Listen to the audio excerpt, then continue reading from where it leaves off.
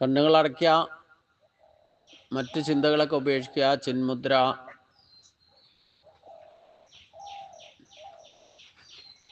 ഒരു 5 പ്രാവശ്യം ശ്വാസം എടുത്ത് വിടുക സാധാരണ പോലെ.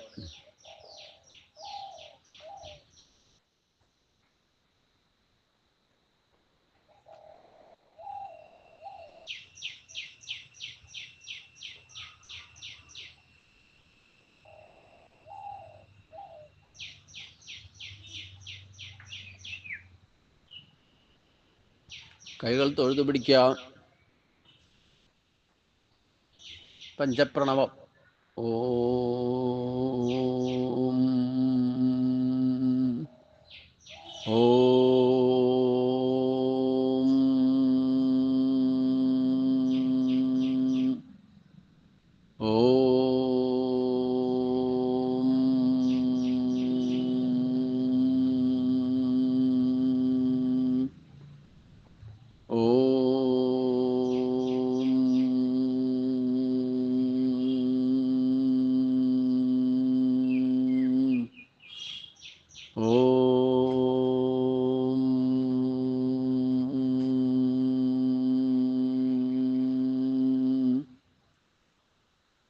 ഓം ശുക്ലാം വരദരം വിഷ്ണും ശശിവർണം ചതുർഭുജം പ്രസന്നവദനം ധ്യായേത് സർവവിഘ്നോപശാന്തയേ.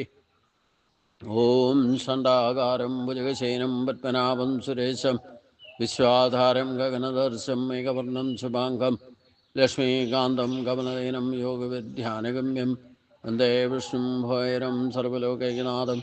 ഓം നമോ ഭഗവതേ വാസുദേവായ. നമോ ഭഗവതേ വാസുദേവായ. ഓം ശ്രീകൃഷ്ണായ പരബ്രഹ്മണേ നമഃ. ഓം ശാന്തി ശാന്തി ശാന്തി.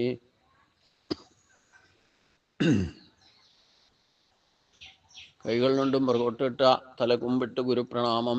ഓം കർപ്പണ്യദോഷോപഗത സ്വഭാവക വൃക്ഷാമിത്താം ധർമ്മസുമൂഢചേതക യശ്രേയസ്യാ നിശ്ചിതം ബ്രൂഹി തന്മേ ശിഷ്യസ്യഹം ശാതിമാം താം പ്രപന്നം. ഓം ശാന്തി ശാന്തി ശാന്തി.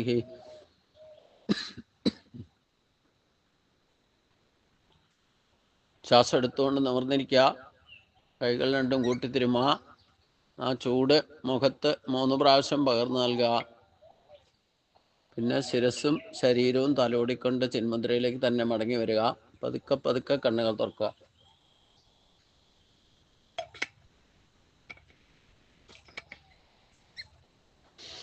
എല്ലാ സജ്ജനങ്ങൾക്കും ഗുരുവായൂരപ്പൻ്റെ നാമത്തെ സാഷ്ടാംഗ പ്രണാമം. 20 ശ്ലോകം വരെയാണ് കഴിഞ്ഞ ദിവസം നമ്മൾ ചിന്തിച്ചത്. ഇനി 21 തൊട്ടാണ് ചിന്തിക്കേണ്ടത്. ഇവിടെ 20 വരെയുള്ള ശ്ലോകത്തിൽ തന്നെ സ്വയം ചെയ്യേണ്ടതും മറ്റൊരാളെ കൊണ്ട് ചെയ്യിക്കേണ്ടതും കൂടി ചെയ്യേണ്ടതുമായിട്ടുള്ള കർമ്മത്തെ പറ്റി പറഞ്ഞു. നമ്മൾ ആരെയാണ് ഈ കർമ്മയോഗം ഭഗവാൻ പറഞ്ഞ പോലെ കൃത്യമായിട്ട് കർമ്മയോഗം അനുഷ്ഠിച്ചിട്ടുള്ള ഒരു മഹാത്മാവിനെ കൂടി ഭഗവാൻ ഉദാഹരണം പറഞ്ഞു. അതേപോലെ അനേകം പേരുണ്ട്. അതിൽ പ്രധാനമായിട്ട് ത്രേതായുഗത്തിൽ ജീവിച്ചിരുന്ന ജനകനെ ഉദാഹരണമായിട്ട് പറഞ്ഞു. അത് റോൾ മോഡലാക്കാൻ അതേപോലെ എന്ന് പറഞ്ഞുകൊണ്ടാണ് ഇനി അടുത്തത് തുടങ്ങിയത്. യദ്യത് ആചരതി ശ്രേഷ്ഠ തദ് ദേവതാരോ ജനാഹ സയൽ പ്രമാണം കുരുതേ ലോകസ്ഥേതു അനുവർത്തതേ. ശ്രേഷ്ഠ യദ് യദ് ആചരതി, ശ്രേഷ്ഠൻ ഏതേതിനെ ആചരിക്കുന്നുവോ ഇതര ജന തത് തത് ഏവ, അന്യ ജനങ്ങൾ അതാതിനെ തന്നെ ആചരിക്കുന്നു. സയൽ പ്രമാണം കുരുതേ, അവൻ യാതൊന്നിനെ പ്രമാണമാക്കുന്നുവോ ലോക തത് അനുവർത്തതേ, ലോകരും അതിനെ പ്രമാണമാക്കി അനുസരിക്കുന്നു. ശ്രേഷ്ഠപുരുഷന്മാർ എന്താണോ ആചരിക്കുന്നത് മറ്റുള്ളവരും അതിനെ തന്നെ ആചരിക്കുന്നു. അയാൾ എന്തിനെയാണോ പ്രമാണമാക്കുന്നത് ലോകരും അതിനെ തന്നെ അനുസരിക്കുന്നു. ഇവിടെ അനുകരിക്കുക എന്നുള്ള പദം തന്നെ ഭഗവാൻ ഉപയോഗിച്ചിട്ടില്ല, അനുസരിക്കുക എന്ന് തന്നെ പറഞ്ഞിരിക്കണം. നമുക്കെന്താ കുഴപ്പമെന്ന് ചോദിച്ചു കഴിഞ്ഞാൽ ഈ ശ്രേഷ്ഠന്മാരായിട്ട് ചെയ്തിട്ടുള്ളതൊക്കെ പാരമ്പര്യമായിട്ട് തന്നെ അനുകരിക്കുക ചെയ്യണേ. അനുകരണം കൊണ്ട് യഥാർത്ഥ ഫലത്തെ സിദ്ധിക്കില്ല.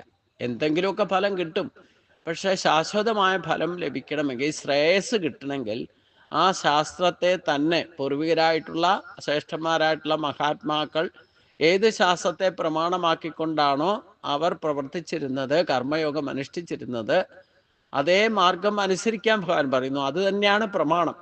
അവർ കാണിച്ചു തരുന്നത് അതേപടി അനുകരിക്കുകയല്ല വേണ്ടത്, അനുസരിക്കണം. അനുസരിക്കണമെങ്കിൽ എന്ത് വേണമെന്ന് വെച്ച് കഴിഞ്ഞാൽ ഈ ശാസ്ത്രം പഠിക്കണം. ശാസ്ത്രം സ്വയം സ്വാധ്യായനം ചെയ്യാതെ ഒരിക്കലും അനുസരിക്കാൻ സാധിക്കില്ല. പറയണ കേട്ടാൽ അത് അനുകരണ ഭാവത്തിലേക്ക് പോവാം. അനുകരിക്കുന്നത് കൊണ്ട് അനുകരിച്ചാൽ യഥാർത്ഥ ഫലം കിട്ടില്ല. കിട്ടും എന്തെങ്കിലുമൊക്കെ. ഒന്നും ചെയ്യാതിരിക്കുന്നതിൽ നല്ലതാണ് എന്തെങ്കിലും ചെയ്യുക എന്ന് പറയുന്നത്. പക്ഷേ കൂടുതലും 99% ശാസ്ത്രത്തെ പഠിച്ചിട്ട് അത് അനുകരിക്കുക ചെയ്യുന്നത്, അനുസരിക്കുന്നില്ല. അതിൻ്റെ ഗുണദോഷങ്ങളെ തിരിച്ചറിഞ്ഞുകൊണ്ട് ചെയ്താലേ അത് അനുസരിക്കാൻ സാധിക്കും. ഇപ്പം പല കാര്യങ്ങളും ശാസ്ത്രത്തിൽ പണ്ട് ചെയ്തുകൊണ്ടിരുന്നത് നമുക്ക് ഇന്ന് അതേപടി ചെയ്യാൻ പറ്റില്ല. അപ്പം യുക്തിസഹജമായിട്ട് അതിലാവശ്യമായ മാറ്റങ്ങളൊക്കെ ചെയ്യേണ്ടതായിട്ട് വരും. ഇപ്പം ഈ അനുകരണത്തിന് പോയാൽ അത് സാധിക്കില്ല. പണ്ടുള്ളവർ ഇങ്ങനെ ചെയ്തുകൊണ്ടിരുന്നതെന്ന് പറഞ്ഞിട്ട് അതേപടി തന്നെ ഇന്ന് നമുക്ക് ചിലപ്പോൾ ചെയ്യാൻ പറ്റില്ല. പല കാര്യങ്ങളും അങ്ങനെയാണ്. നമ്മൾ ഭക്ഷണം ഉണ്ടാക്കി കഴിക്കുന്നു, ഭൗതിക കാര്യങ്ങളിൽ പോലും ഒരുപാട് മാറ്റങ്ങൾ വന്നു കഴിഞ്ഞു. രാപ്പകല് മാറ്റം വന്നു. അപ്പൊ അതുകൊണ്ട് യദ്യദാരുശേഷ തദ്ദേവതാരോചനാഹ എന്ന് പറഞ്ഞാൽ ശ്രേഷ്ഠന്മാർ പുരുഷന്മാർ ചെയ്തിട്ടുള്ളത് അതേപടി ചെയ്യാൻ ശ്രമിച്ചാൽ അത് അനുകരണം ആകുകയും ചെയ്യും. അനുകരിച്ചാൽ യഥാർത്ഥ ഫലം കിട്ടാതെ വരികയും ചെയ്യും. പണ്ടുള്ളവർ ചെയ്തിരുന്ന അതേപടി നമുക്കിന്ന് ചെയ്യാൻ സാധ്യമില്ല. അതാണ് ഏറ്റവും വലിയ നമ്മുടെ പ്രസന്റ് കണ്ടീഷനുള്ള സ്ഥിതി മനസ്സിലാക്കണം. അത് ബ്രാഹ്മണരുടെ കർമ്മമായാലും ക്ഷത്രിയരുടെ ആരുടെ ഏതു കർമ്മയോ ഭൗതിക തലത്തിൽ പോലും നമുക്ക് പണ്ട് ചെയ്തിരുന്ന പോലെ ഒന്നും ചെയ്യാൻ പറ്റില്ല, അല്ലേ? പണ്ടെല്ലാവരും അഗ്നിഹോത്രം പാലിച്ചിരുന്നു, അടുപ്പ് കത്തിച്ചിട്ടാ ഭക്ഷണം ഉണ്ടാക്കിയിരുന്നത്. ഇന്ന് എത്ര വീടുകളിലാണ് അത് പാലിക്കപ്പെടുന്നത്? അതുപോലെ തന്ത്രിമാർ വരെ പൂജാതി കർമ്മങ്ങൾ തന്ത്രശാസ്ത്രത്തിൽ എഴുതി വെച്ചിരിക്കുന്ന അതേപടി ചെയ്യുന്നുണ്ട്. അതേപ്പറ്റി അവരോട് താത്വികമായിട്ട് ചോദിച്ചാൽ അവർക്കറിയില്ല. ഞാൻ ചോദിച്ചല്ലോ, ഞാൻ പറഞ്ഞല്ലോ, 18 പൂജ എന്തിനാ ഉദയാസ്തമന പൂജ ചെയ്യണേന്ന് ചോദിച്ചിട്ട് ഒരു തന്ത്രിക്ക് പറയാൻ സാധിച്ചില്ല. എന്താണെന്ന് അറിയില്ല എന്ന് പറഞ്ഞു. പുസ്തകത്തിൽ എഴുതി വെച്ചേക്കണു, അത് അങ്ങനെ ചെയ്യണു. അതിന്റെ താത്വികമായ വശം എന്താന്ന് മനസ്സിലാക്കണം. അല്ലാതെ ചെയ്താൽ യഥാർത്ഥ ഫലം ലഭിക്കില്ല. ആ ചെയ്യുന്ന ആളെങ്കിലും പഠിക്കണ്ടേ അതേപ്പറ്റി. എല്ലാവർക്കും ഇപ്പൊ ഈ രഹസ്യമൊന്നും പറഞ്ഞു കൊടുക്കാൻ പറ്റില്ല. പക്ഷെ അത് ശാസ്ത്രത്തെ പഠിച്ച് അത് അനുസരിക്കണമെങ്കിൽ അത് താത്വികമായിട്ട് അറിഞ്ഞിരിക്കണം. അല്ലെങ്കിൽ അത് യഥാർത്ഥ അനുസരണ ആകില്ല, അനുകരണ ആകുള്ളൂ. അനുകരിച്ചാൽ യഥാർത്ഥ ഫലം സിദ്ധിക്കില്ല. ശ്രീകൃഷ്ണൻ തന്നെ പറഞ്ഞിട്ടുണ്ട്, കാലത്തിനനുസരിച്ച് ആവശ്യമായ മാറ്റങ്ങൾ വരുത്താന്ന് പറഞ്ഞിട്ടുണ്ട്. മാറ്റം വരുത്തണം, ഇല്ലെങ്കിൽ അന്നത്തെ പോലെയൊന്നും നമുക്കിപ്പോൾ സാധിക്കില്ല. പല കാര്യങ്ങളും അതെ. അത് നമ്മൾ യുക്തിസഹജമായിട്ട് വിചാരം ചെയ്യണം, സ്വയം വിചാരം ചെയ്യണം. അത് നമ്മൾ മറ്റുള്ളവരോടൊക്കെ ചോദിക്കാൻ പോയി അങ്ങനെ പാടില്ല, അത് പറ്റില്ല, പണ്ടങ്ങനെയുള്ളവരെ ചെയ്തിരുന്നേ, അത് മാറ്റം വരുത്താൻ പറ്റില്ല എന്നൊക്കെ സാഠ്യം പിടിച്ചിരിക്കുന്നവരൊക്കെ ഉണ്ട്. എന്നിട്ട് എന്തെങ്കിലുമൊക്കെ കാട്ടിക്കൂട്ടുക. കാരണം അതേപടി ചെയ്യാൻ ഇപ്പം നിസ്സാര കാര്യം പറഞ്ഞാൽ പണ്ടുള്ളവരൊക്കെ മുങ്ങി കുളിച്ചിട്ട് അമ്പലത്തില് ക്ഷേത്ര ദർശനത്തിന് പോയിരുന്നവരും ആ കർമ്മങ്ങൾ ചെയ്യാൻ പോയിരുന്നവരും ഞാൻ ഇവിടെ വരെ കണ്ടിട്ടുണ്ട്. ഇവിടെ വന്നാൽ ശാന്തിക്കാർ വന്നാൽ ഇല്ലത്തുനിന്ന് വന്നാൽ ഇവിടെ കുളത്തിൽ പോയി കുളിച്ചിട്ട് വസ്ത്രം മാറി ഈറം വസ്ത്രത്തോടു കൂടി കുളിച്ച് ശുദ്ധമായിട്ടേ ഇവിടെ പന്നിയൂർ അമ്പലത്തിൽ പോലും പൂജയ്ക്ക് കയറിയിരുന്നുള്ളൂ. ഇന്നൊക്കെ ആ സ്ഥിതിയൊക്കെ മാറി. ഇന്ന് ഇല്ലത്തുനിന്ന് കുളിച്ചിട്ട് ബാത്റൂമിലാണ് കുളിച്ചിട്ട് വരണേ, അതാ കുളത്തിലാണ് കുളിച്ചിട്ട് വരണേ ഒന്നും പറയാൻ പറ്റില്ല. അവർ കുളിച്ചിട്ടാ വരണേന്ന് പറഞ്ഞു നേരെ ശ്രീകോവിൽ തുറന്ന് അകത്ത് കയറുക. അതിന്റെ ഗുണവും ദോഷം എന്താന്ന് അറിയില്ല. അപ്പൊ ഇങ്ങനെ ഒരുപാട് കാര്യങ്ങളുണ്ട്. പിന്നെ നമ്മൾ ചെയ്യാത്ത കാര്യം ഒരിക്കലും അടുത്ത തലമുറയോട് ചെയ്യാൻ പാടില്ല, ചെയ്യാൻ പറയാൻ പാടില്ല. നമ്മൾ ചെയ്ത് അത് അതിൻ്റെ ഫലം എന്താണെന്ന് അനുഭവിച്ചറിഞ്ഞിട്ടേ നമ്മുടെ കുട്ടികളോടാണെങ്കിലും ചെയ്ത് കാണിച്ചു കൊടുത്ത് വേണം പഠിപ്പിക്കാൻ. അല്ലാതെ ഇത് ചെയ്യുക അത് ചെയ്യുക നമ്മൾ ചെയ്യാതെ ചെയ്യാൻ പറഞ്ഞു. നമ്മൾ 10 നാമെങ്കിലും ജപിക്കാതെ കുട്ടിയോട് നാമം ജപിക്കാൻ പറഞ്ഞിട്ട് കാര്യമൊന്നുമില്ല. ഇന്നത്തെ കുട്ടികൾ ചോദിക്കുകയും ചെയ്യും, എന്തേ അച്ഛൻ ചെയ്യാത്തയില്ലേ, അമ്മ ചെയ്യാത്തതെന്ന് ചോദിക്കും. ചെയ്താലുള്ള ഫലം എന്താന്ന് ചോദിക്കും. കമ്പ്യൂട്ടറൈസ്ഡ് കുട്ടികളാകുമ്പം ഓരോന്നിനും ചോദ്യം ചോദിക്കും. അതിന് കൃത്യമായിട്ട് നമുക്ക് ഉത്തരം കൊടുക്കാൻ സാധിക്കണമെങ്കിൽ അനുഭവജ്ഞാനം വേണം എന്നർത്ഥം. ഇല്ലെങ്കിൽ സാധിക്കില്ല. അനുഭവജ്ഞാനം വേണമെങ്കിൽ അനുസരിക്കണം. അനുകരിച്ചാൽ അനുഭവജ്ഞാനം കിട്ടില്ല. കാരണം അതിൻ്റെ ഗുണവും ദോഷം അറിയില്ല. അതായത് പണ്ടുള്ള ഞാൻ പറഞ്ഞല്ലോ, നിസ്സാര കാര്യം. ഗുരുവായൂർ പോയിട്ട് ദർശനത്തിൽ നിൽക്കുമ്പോൾ മുമ്പിൽ പോണ ആള് കഴുക്കോലെ തൊട്ട് തല വെച്ചാൽ പിന്നെ പോണ ആളും തൊട്ട് തല വയ്ക്കും. എന്തിനാന്ന് ചോദിച്ചാൽ അറിയില്ല. ഇങ്ങനെയൊക്കെ ഒരുപാട് കാര്യങ്ങൾ ഈ അനുകരണ ഭാവത്തിൽ ആവർത്തിക്കുന്നുണ്ട്. എന്തിനാന്ന് ചോദിച്ചാൽ അതറിയില്ല. അതാണ് ഏറ്റവും വലിയ പ്രശ്നം ഉണ്ടാകുന്നത്. അതുകൊണ്ട് ഭഗവാൻ പറയുന്ന ശ്രേഷ്ഠ പുരുഷന്മാർ എന്താണോ ആചരിച്ചിരുന്നത് മറ്റുള്ളവരും അതിനെ ആചരിക്കും. അനുകരണ ഭാവത്തിൽ ഒരുപാട് കാര്യങ്ങൾ നമ്മൾ ഇന്നും തലമുറ ഒരുപാട് കാര്യങ്ങൾ ഇന്നും ചെയ്യുന്നുണ്ട്. പക്ഷേ അയാൾ എന്തിനെയാണോ പ്രമാണമാക്കുന്നത് ലോകരും അതിനെ തന്നെ അനുസരിക്കുന്നു എന്ന് പറഞ്ഞാൽ പണ്ടുള്ളവർ അനുസരിച്ചിരുന്നു, ഇന്ന് അനുസരിക്കുന്നുണ്ടോ? അതാണ് ചോദ്യം. ഭഗവാൻ ഇവിടെ പറയുന്നത് അന്നത്തെ കാലത്ത്, ഭഗവാനൊക്കെ ദ്വാപര യുഗത്തിൽ ജീവിച്ചിരുന്ന കാലത്ത് ശ്രേഷ്ഠ പുരുഷന്മാർ ചെയ്തിരുന്നത് എന്താണോ അത് വരും തലമുറ അനുസരിച്ചിരുന്നു. അവരെന്താണോ പ്രമാണമാക്കിയിരുന്നത് വരും തലമുറയും അതിനെ പ്രമാണമാക്കിയിട്ടുണ്ട്. അവരതനുസരിച്ച് ജീവിച്ചിരുന്നു എന്നാണ് പറയുന്നത്. ഇന്നത്തെ സ്ഥിതിയിൽ നമ്മൾ അങ്ങനെയാണോ ജീവിക്കുന്നത്? ഇത് ഭക്തിയുടെ ആധ്യാത്മിക മാർഗത്തിലുള്ളവർക്ക് മാത്രമുള്ള ക്ലാസ്സാണെന്ന് വിചാരിച്ചോളാം. ബാക്കി ഭൗതികമായിട്ട് ഇതേപ്പറ്റി ഒന്നും അറിയാൻ മേലാത്തവരെ, ഇപ്പം അന്ധവിശ്വാസികളായിട്ടുള്ളവർ ഇതിൽ ചർച്ചയ്ക്ക് തന്നെ എടുക്കേണ്ട ആവശ്യമില്ല. അവരവരുടെ വഴിക്ക് പൊക്കോട്ടെ. അതിനി ഭഗവാൻ പറയുന്നുണ്ട്. ഏത് കാലഘട്ടത്തിലും ശ്രേഷ്ഠ പുരുഷന്മാരെ സാധാരണ ജനങ്ങൾ അനുകരിക്കും. അതുകൊണ്ട് തന്നെ ഉത്തമമായ മാതൃക കാണിച്ചു കൊടുക്കേണ്ടത് അവരുടെ കടമയാണ്. അർജുനും അതാണ് ചെയ്യേണ്ടതെന്ന് സൂചനയാണ് ഭഗവാൻ പറയുന്നത്. അതായത് ശ്രേഷ്ഠ പുരുഷന്മാരായിട്ടുള്ള ജനകരെ പോലുള്ള ക്ഷത്രിയ കുലജാതരായിട്ടുള്ളവർ ശ്രേഷ്ഠമായിട്ട് രാജർഷി ആയിക്കൊണ്ട് രാജ്യം ഭരിച്ചിട്ടുണ്ട്. ധർമ്മത്തെ ക്ഷതം വരാതെ കാത്തു സംരക്ഷിച്ചിട്ടുണ്ട്. അതുകൊണ്ട് അർജുനും ക്ഷത്രിയ കുലജാതനാണ്. അതുകൊണ്ട് അർജുനും ആ ജനകനെ പോലെ ഉള്ള മഹാത്മാക്കളെ അനുകരിക്കാൻ അനുസരിക്കാൻ, അവരെന്താണോ പ്രമാണമാക്കിയത് അത് നീയും ചെയ്യാനാണ് ഭഗവാൻ പറയുന്നത്. അപ്പോ നമ്മളും അതേപോലെ തന്നെ നമ്മുടെ പൂർവികരായിട്ട് ചെയ്തിട്ടുള്ള ആ പാരമ്പര്യത്തെ, ശാസന വ്യവസ്ഥിതിയെ പ്രമാണമാക്കിക്കൊണ്ട് നമ്മളോടും ഏത് കാലത്തായാലും അനുസരിക്കണം എന്നാണ് ഭഗവാൻ പറയുന്നത്. ഇതൊന്നുകൂടെ സ്പഷ്ടമാക്കുന്നുണ്ട്. 16-ാമത്തെ അധ്യായത്തിൽ ചെല്ലുമ്പോൾ തസ്മാ ശാസ്ത്രം പ്രമാണന്തേ കാര്യകാര്യോപസ്ഥിതോ. ആ ശാസ്ത്രമാണ് പ്രമാണം അർജുന. അതുകൊണ്ട് അതിനെ അനുസരിക്കണമെങ്കിൽ ശരിക്കും പഠിക്കണം. പഠിക്കാതെ അനുസരിക്കാൻ സാധിക്കില്ല. അതേ കാര്യം അനുസരിച്ചാൽ എന്താ കുഴപ്പമെന്ന് ചോദിച്ചു കഴിഞ്ഞാൽ, നമ്മുടെ പൂർവികർ തന്നെ ഇപ്പം നമ്മൾ ചെയ്യുന്ന കാര്യം അത് അടുത്ത തലമുറയിലേക്ക് കൊടുത്തു. ഇത് ഇങ്ങനെ ഫോളോ അപ്പ് ആയിട്ട് പോയാൽ പോലും അത് ഒരു 5 തലമുറ, കലിയുഗമായതുകൊണ്ട് 3 തലമുറയെ ഞാൻ പറയുന്നുള്ളൂ. 5 തലമുറയൊന്നും നിലനിൽക്കില്ല. 3 തലമുറ ആകുമ്പോൾ തന്നെ അത് കമ്മ്യൂണിക്കേഷൻ ഗ്യാപ്പ് കൊണ്ട് ലാപ്സായി പോകും, നഷ്ടപ്പെടും.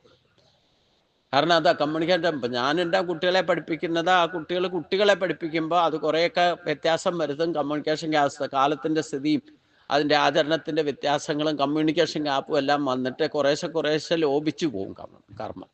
അങ്ങനെയാണ് അടുത്ത അധ്യായത്തിലേക്ക് ചെല്ലുമ്പം അവതാരതത്വം പറയുമ്പോൾ ഭഗവാൻ തന്നെ അർജുനോട് പറയുന്നുണ്ടല്ലോ, ഏവം പരമ്പരാപ്രാപ്തം യമം രാജർഷയോപിതും സാ കാലേനേകമകഥാ യോഗോ നഷ്ടപരന്തഭ. ഞാനിപ്പോൾ ചെയ്തുകൊണ്ടിരിക്കുന്ന കാര്യങ്ങൾ എൻ്റെ കുട്ടികളെ കാണിച്ചു കൊടുത്ത് പഠിപ്പിക്കുന്നതുകൊണ്ട് ഡയറക്റ്റ് എൻട്രിയാണ്. അതേസമയം കുട്ടികളുടെ കുട്ടികൾക്ക് പറഞ്ഞു കൊടുക്കുമ്പോഴോ, പേരക്കുട്ടികൾക്ക് പറഞ്ഞു കൊടുക്കുമ്പോൾ കുറച്ചുകൂടെ ഗ്യാപ്പ് വരും, കമ്മ്യൂണിക്കേഷൻ ഗ്യാപ്പ് വരും. അവിടെ ലോഭം സംഭവിക്കും. പിന്നെ അടുത്ത തലമുറയ്ക്ക് വീണ്ടും ലോഭം സംഭവിക്കും. അങ്ങനെ ഓട്ടോമാറ്റിക്കായിട്ട് ഈ പാരമ്പര്യമായിട്ടുള്ള ഈ സ്ഥിതി വിശേഷം ഇല്ലെങ്കിൽ ഈ ശാസ്ത്രത്തിൻ്റെ അനുസരണം പോലും ലോപിച്ച് ഒരു ഘട്ടത്തിലെത്തുമ്പോൾ ഇല്ലാതെ വരും. ഇന്ന് നമ്മൾ ജീവിച്ചിരിക്കുന്ന അവസ്ഥയിൽ പല കാര്യങ്ങളും അങ്ങനെ ഇല്ലാതെ വന്നു പോയിട്ടുണ്ട്. അതാണ് മൂല്യച്യുതി ഇല്ലെങ്കിൽ സനാതന ധർമ്മത്തിൻ്റെ ശോഷിപ്പ് എന്ന് പറയുന്നത്. അപ്പോൾ അത് ഇല്ലാതെ വന്നു കഴിഞ്ഞാൽ എന്താ സംഭവിക്കാന്ന് അർജുനൻ 1-ാം അധ്യായത്തിൽ പറഞ്ഞിട്ടുണ്ട്. ഉത്സന്ന കുലധർമാണാം മനുഷ്യാണാം ജനാർദ്ദന നരകേ നിയതം വാസോ ഭവതീത്യനു അനുസൃമാ. അർജുനൻ വിഷാദത്തിൽ ഇരിക്കുമ്പോൾ പോലും ശ്രേഷ്ഠമായ കാര്യം പറഞ്ഞു. എന്താണ്? ഈ സനാതന ധർമ്മം ആരാണോ പാലിക്കപ്പെടാതിരിക്കുന്ന മനുഷ്യന് അവിടെ മനുഷ്യനെ പറഞ്ഞുള്ളൂ. ബ്രാഹ്മണനോ ക്ഷത്രിയനോ വൈശ്യനോ ക്ഷത്രിയനോ ഇതൊന്നും ജാതി മതങ്ങളെ പറ്റി അർജുനൻ ചർച്ച ചെയ്തിട്ടേ ഇല്ല. ഒറ്റ കാര്യം പറഞ്ഞുള്ളൂ ഭഗവാന്റെ മുമ്പിൽ. ഉത്സന്ന കുലധർമാണാം മനുഷ്യാണാം ജനാർദ്ദന നരകേ നിയതം വാസോ ഭവതീത്യുനനുസൃഭ. ഈ സനാതനധർമ്മം യഥാവിധി സനാതനമായിരിക്കുന്ന കുലധർമ്മം എന്ന് പറഞ്ഞാൽ മനുഷ്യ കുലധർമ്മം പാലിക്കപ്പെടാതിരിക്കുന്ന മനുഷ്യന് ഏത് കാലത്തായാലും നിത്യ നരകമായിരിക്കും അനുഭവിക്കേണ്ടി വരിക എന്ന് ഞാൻ കേട്ടിട്ടുണ്ടെന്ന് പറഞ്ഞു. ഇപ്പൊ അർജുനൻ പറയുന്ന കേട്ടിട്ടുണ്ടെന്നേ പറഞ്ഞുള്ളൂ. കാരണം അന്ന് കുറച്ച് ധർമാനുസരണം കൃത്യമായിട്ട് നടന്നിരുന്നു. ഇന്ന് ഞാൻ കാണിച്ചു തരാം നരകയാതന അനുഭവിക്കുന്നവർ, ട്രഡീഷൻ പാലിക്കാത്തവരുടെ. അത് ബ്രാഹ്മണനായാലും ക്ഷത്രിയനായാലും വൈശ്യനായാലും മനുഷ്യനെ ഞാനും പറയുന്നുള്ളൂ. കാരണം ഇന്ന് ജാതിമത വ്യവസ്ഥയിൽ ഒരു ആളും അവരുടെ ട്രഡീഷൻ വേണ്ടവണ്ണം പാലിക്കുന്നില്ല. എന്തെങ്കിലും ചെയ്താൽ തന്നെ കാട്ടിക്കൂട്ടലേ ഉള്ളൂ. വീഡിയോയും ഫോട്ടോയും ക്യാമറ എടുക്കാൻ പാകത്തിനൊക്കെ എന്തൊക്കെ ചെയ്യുന്നുണ്ട്, പക്ഷേ അത് വേണ്ട വിധത്തിൽ ആചരിക്കുന്നില്ല. അതുകൊണ്ട് ഇനി നിത്യ നരകം കാണണമെന്നുണ്ടെങ്കിൽ നിങ്ങൾക്ക് ഒരു വിഷമമില്ല. അടുത്തുള്ള സൂപ്പർ സ്പെഷ്യാലിറ്റി ഹോസ്പിറ്റലിൽ പോവുക, ഇല്ലെങ്കിൽ അടുത്തുള്ള മെഡിക്കൽ കോളേജിൽ പോവുക, എന്നിട്ട് എല്ലാ വാർഡിലും ഒന്ന് പോവുക. നിത്യ നരകം കാണാൻ വേറെ എങ്ങോട്ടും പോകണ്ട. വിത്തിൻ 10 കിലോമീറ്റർ, നിങ്ങൾ താമസിക്കുന്നതിൻ്റെ ഒരു 10 കിലോമീറ്റർ ചുറ്റളവിൽ പോയാൽ നിങ്ങൾക്ക് ഈ നിത്യ നരകം കാണാം. ഈ നരകം എന്ന് ഉദ്ദേശിക്കുന്നത് വല്ലാതെ എന്താ പറഞ്ഞേ, എണ്ണയിലിട്ട് പൊരിക്കലോ ഇല്ലെങ്കിൽ കീടങ്ങളുടെ ഇടയ്ക്കിട്ട് കടിക്കലോ ഒന്നുമല്ല. നിങ്ങൾക്ക് എല്ലാ സൗകര്യം ഉണ്ടായിട്ടും നിങ്ങൾക്ക് ഒരു ഗ്ലാസ് വെള്ളം സമാധാനത്തോടെ കുടിക്കാൻ സാധിക്കുന്നില്ലേ, നിങ്ങൾ നിത്യ നരകത്തിലാന്ന് മനസ്സിലാക്കുള്ളൂ. എല്ലാ സൗകര്യം ഉണ്ടായിട്ടും സമാധാനമായിട്ട് കിടന്നുറങ്ങാൻ സാധിക്കുന്നില്ലെങ്കിൽ നിങ്ങൾ നിത്യ നരകത്തിലാണ്.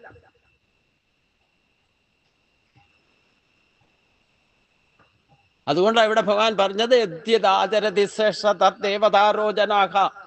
ഈ സനാതന ധർമ്മം നശിക്കാത്തതാണ്. അത് നശിക്കാതെ ഇരിക്കണമെങ്കിൽ അത് പാലിക്കേണ്ടത്, അതിനെ കാത്തു സംരക്ഷിക്കേണ്ടത്, അതിനെ നിലനിർത്തേണ്ടത്, തലമുറയിൽ നിന്ന് തലമുറയിലേക്ക് പകർന്നു കൊടുക്കേണ്ടത് മനുഷ്യ കുലധർമ്മത്തിലൂടെയാണ്.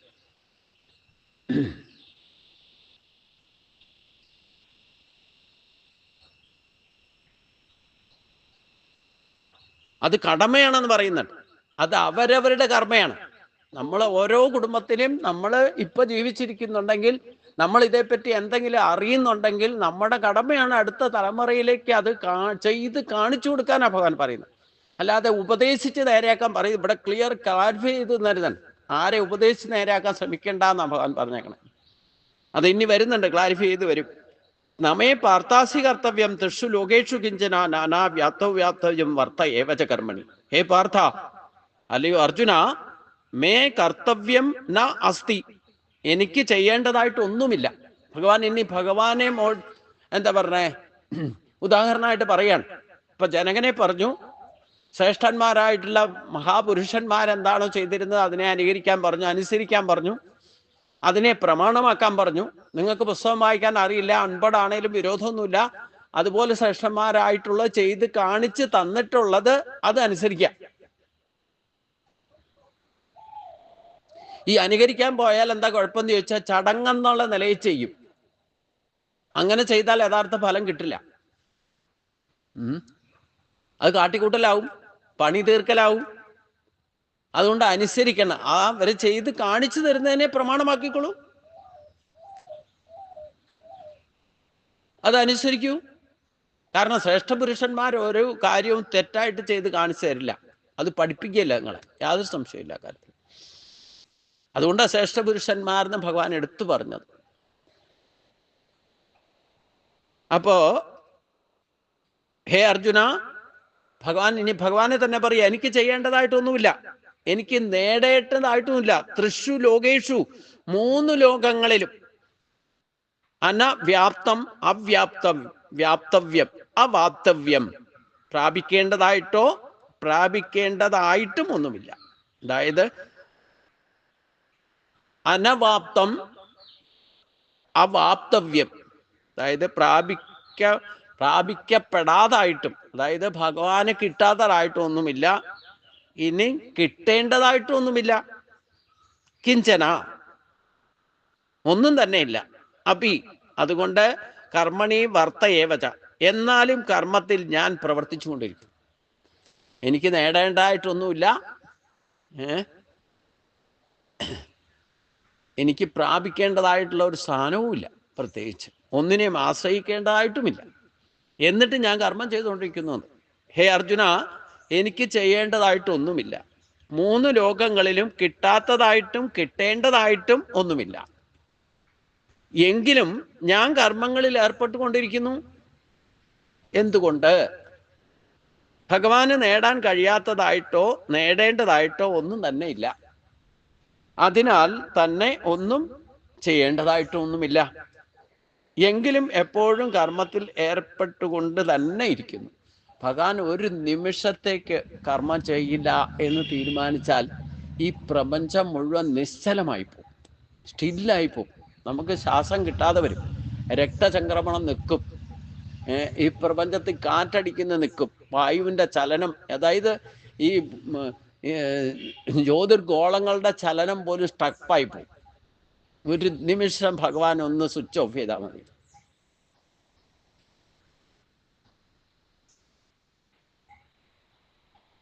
ആ യുദ്ധം നടക്കുന്ന സമയത്തുണ്ടല്ലോ, ഈ അർജുന ഗീതോപദേശം നടക്കുന്ന സമയത്ത് ബാക്കിയുള്ളവരെ മുഴുവൻ നിശ്ചലാക്കി, എന്നിട്ടാണ് ഗീതോപദേശം നടക്കണത്.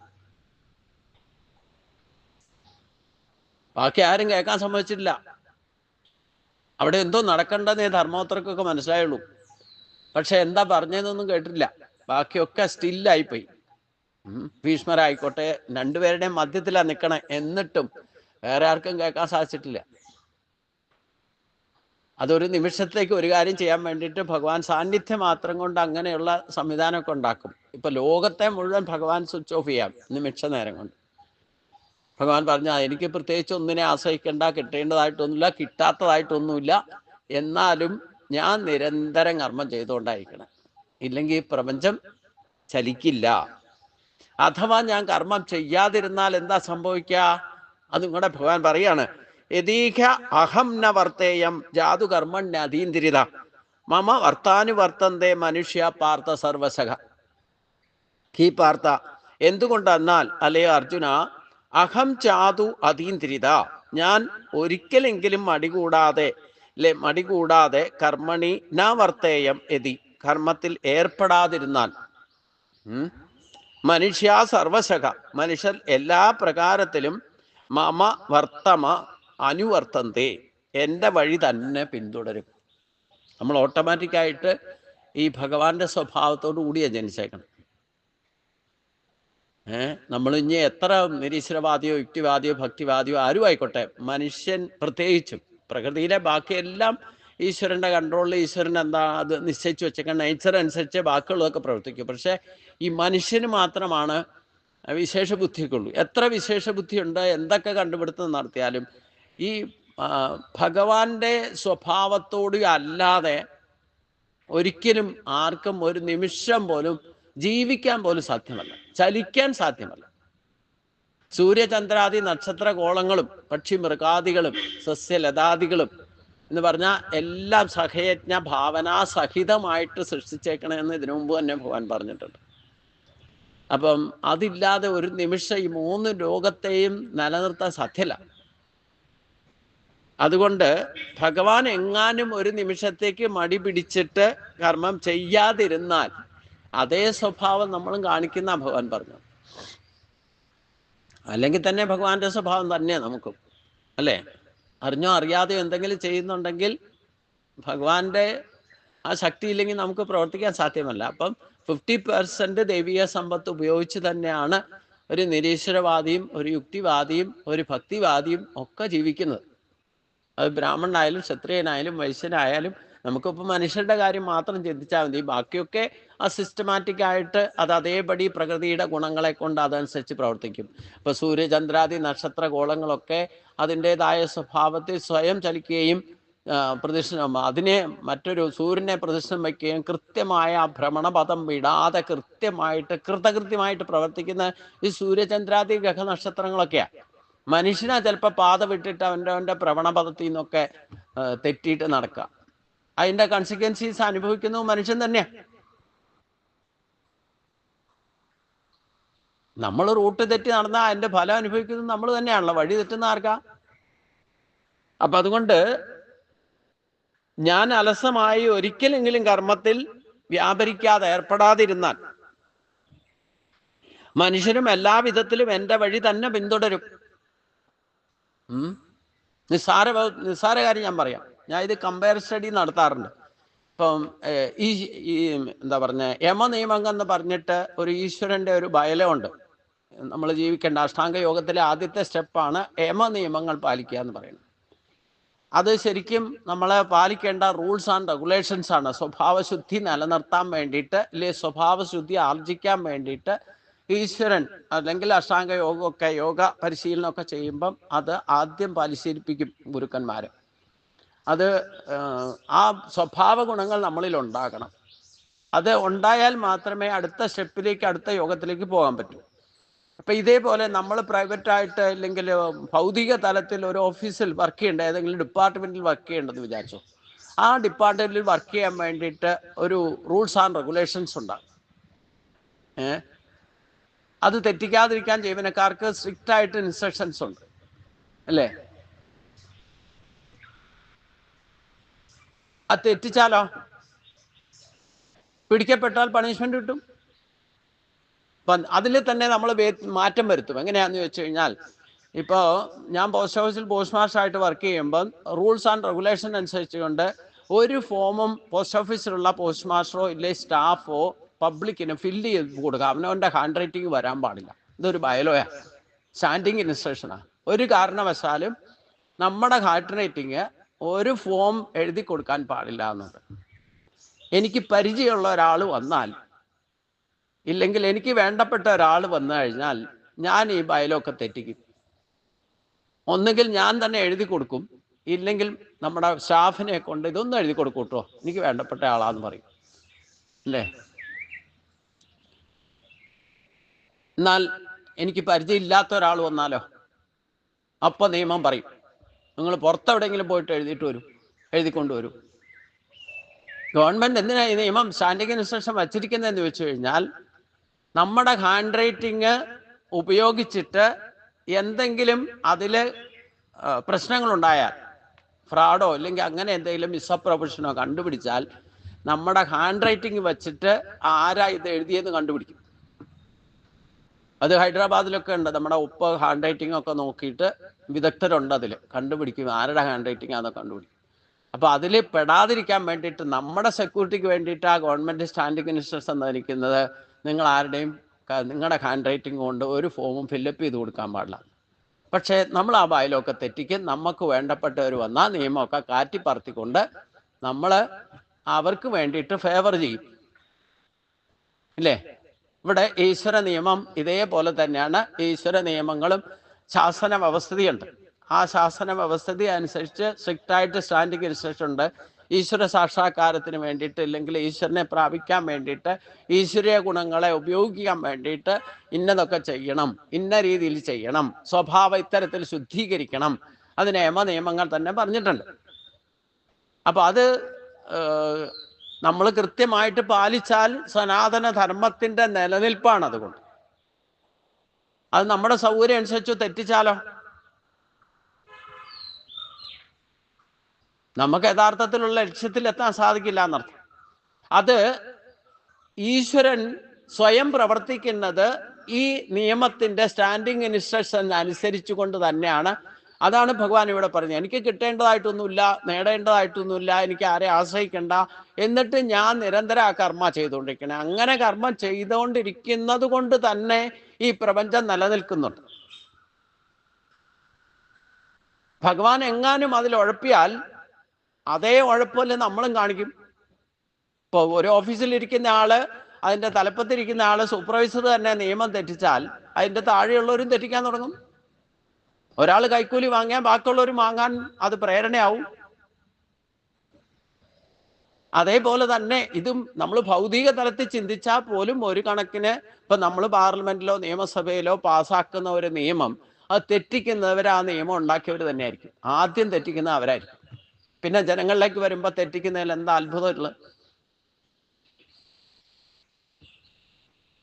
അപ്പൊ ഈശ്വരൻ ഒരു നിയമ സൃഷ്ടിയുടെ പരിപാലനത്തിന് വേണ്ടിയിട്ട് ഒരു പ്രാപഞ്ചികമായ പ്രകൃത്യ ഉള്ള പ്രകൃതി ഗുണങ്ങളെ കൊണ്ടൊരു സിസ്റ്റം ഉണ്ടാക്കി വെച്ചിട്ടുണ്ട്.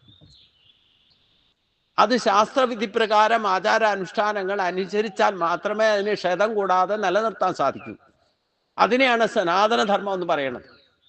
ആ സനാതനധർമ്മം പാലിക്കേണ്ടത് പൂർവികർ കാണിച്ചു തന്ന അതേ മാർഗത്തിൽ അത് പ്രമാണമാക്കിക്കൊണ്ട് വേണം ആചരിക്കാൻ. അല്ലാതെ ഈശ്വരൻ എപ്പോഴും നമുക്ക് ഈ നിയമങ്ങൾ പറഞ്ഞു തരാനും ചെയ്യിപ്പിക്കാനും വേണ്ടിയിട്ട് ഈശ്വരൻ ഒരിക്കലും പ്രത്യക്ഷമാകാറില്ല. സജ്ജനങ്ങളിലൂടെയാണ് സനാതനധർമ്മത്തിൻ്റെ നിലനിൽപ്പ്.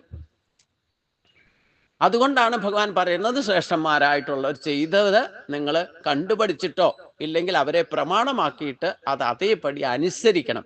അവർ ചെയ്യുന്നത് അതേപടി അനുസരിച്ചപ്പം ഞാൻ ചെയ്യുന്നത് അതേപടി നിങ്ങൾ അനുസരിച്ചാൽ, അത് അനുകരിച്ചാൽ നിങ്ങളുടെ സ്വഭാവം അനുസരിച്ച് വേണം. നിങ്ങളുടെ സ്വഭാവവും നിങ്ങളുടെ കർമ്മത്തിൻ്റെ ബന്ധനവും താലിയാവില്ല ചിലപ്പോൾ. അതുകൊണ്ടാണ് ഭഗവാൻ ഇനി 6-ാം അധ്യായം പറയുന്നുണ്ട്, യുക്താഹാര വിഹാരസ്യ യുക്ത ജേഷസ്സു കർമ്മസ്സു യുക്ത സ്വപ്നാവബോധസ്യ യോഗോ ഭവതി ദുഃഖക. നമുക്ക് സമാധാനം ഉണ്ടാകും, ദുഃഖങ്ങളിൽ നിന്ന് മോചനം നേടണം. അതാണ് സനാതനധർമ്മത്തിൻ്റെ ആചരണം കൊണ്ടുള്ള പരമമായ ലക്ഷ്യം.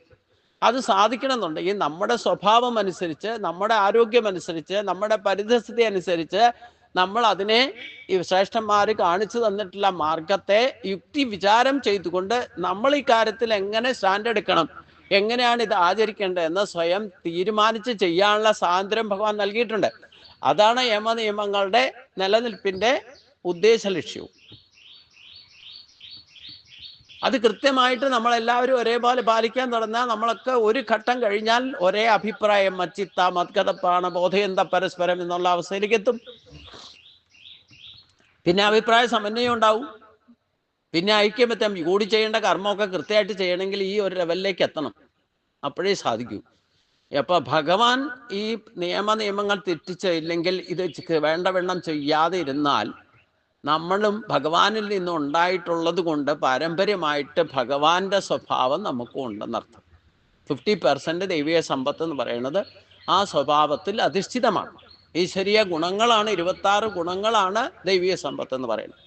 അതിൻ്റെ 50%ലാണ് സാധാരണക്കാർക്ക് നിലനിൽക്കാനുള്ള പ്രാപഞ്ചികമായ പ്രകൃതി ഗുണങ്ങളോടുകൂടി നിലനിൽക്കാൻ സാധിക്കുക. ആസുരി സമ്പത്താകുന്ന ശരീരത്തെ സംരക്ഷിക്കണമെങ്കിൽ പോലും ഈ ദൈവിക സമ്പത്തിനെ ആശ്രയിക്കണം. ദൈവിക സമ്പത്ത് എന്ന് പറയുന്നത് ദൈവത്തിൻ്റെ ഗുണങ്ങളാണ്, ദൈവത്തിൻ്റെ ശക്തിയാണ്, ദൈവത്തിൻ്റെ സ്വഭാവമാണ്. അതാണ് യമനിയമങ്ങൾ എന്ന് പറയുന്നത്. ഭഗവാൻ പറയുന്നത്, അഥവാ ഞാൻ അത് ശരിക്കും ചെയ്യാതിരുന്നാൽ, എൻ്റെ പരമ്പരയും ചെയ്യാതിരിക്കും എന്ന് പറഞ്ഞാൽ നമ്മളൊക്കെ ഭഗവാന്റെ പരമ്പര തന്നെയാണല്ലോ. പിതാമഹസ്യ ജഗതാമാതാ പിതാമഹ. അപ്പൊ നമുക്കൊക്കെ ദൈവത്തിന്റെ സ്വഭാവം ഉണ്ടെന്നർത്ഥം.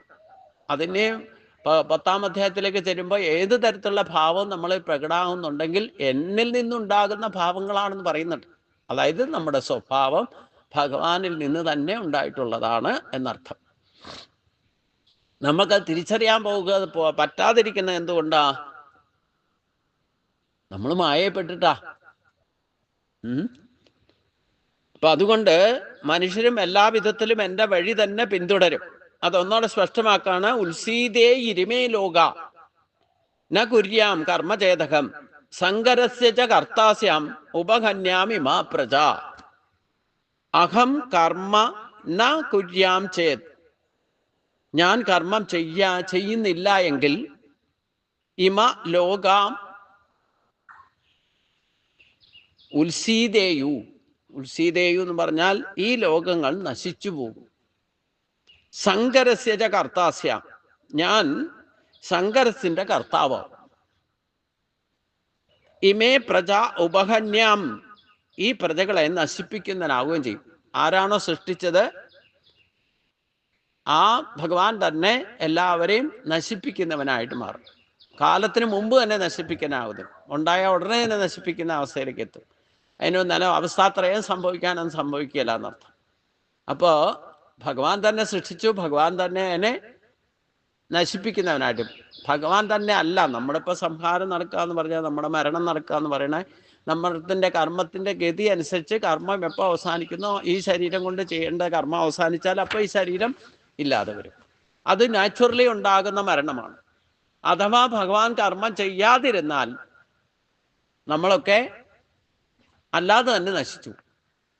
ആ കർമ്മത്തിന്റെ സ്വാതന്ത്ര്യത ഇല്ലാതെ തന്നെ നശിച്ചു പോകുന്നതാണ് ഭഗവാൻ പറയുന്നത്. അതുകൊണ്ട് ഞാൻ കർമ്മം ചെയ്തായിരുന്ന ഈ ലോകങ്ങൾ നശിക്കും, നിശ്ചലമായി പോകും.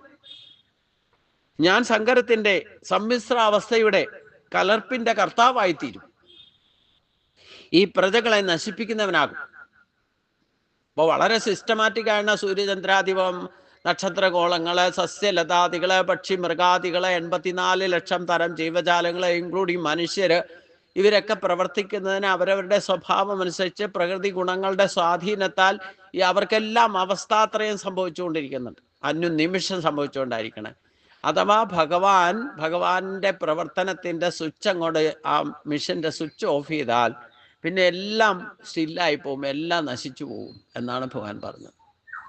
അതുകൊണ്ട് ഞാൻ സൃഷ്ടിച്ചിട്ട് ഞാൻ തന്നെ കാലത്തിനു മുമ്പേ ഇതിനെയൊക്കെ നശിപ്പിക്കുന്നതിനായിട്ട് പരിണമിക്കും. അതുകൊണ്ടാണ് ഭഗവാൻ കാലസ്വരൂപൻ എന്ന് തന്നെ പറയുന്നത്. എന്ത് സംഭവിക്കണം, മാറ്റം സംഭവിക്കണേ കാലത്തിനനുസരിച്ച് സംഭവിക്കും, ഇല്ലെങ്കിൽ സംഭവിക്കില്ല. നമുക്കിത് ബോധ്യം വരാത്തത് എന്തുകൊണ്ട്? ആ സങ്കരത്തിന് ജാതി കലർപ്പെന്ന മാമൂൽ വ്യാഖ്യാനം സ്വീകരിക്കരുത്. പിന്നെയോ ജഡത്തിന് ആധാരമായിരിക്കുന്ന ചൈതന്യമാണല്ലോ ഭഗവാൻ.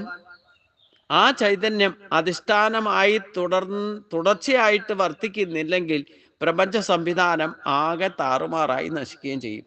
ഇപ്പം നമ്മൾ ജനിച്ചപ്പോൾ തൊട്ട് നമ്മൾ മരണം വരെ നമ്മുടെ ശരീരത്ത് ക്ഷേത്രജ്ഞനായിട്ട് നിൽക്കുന്ന ജീവൻ,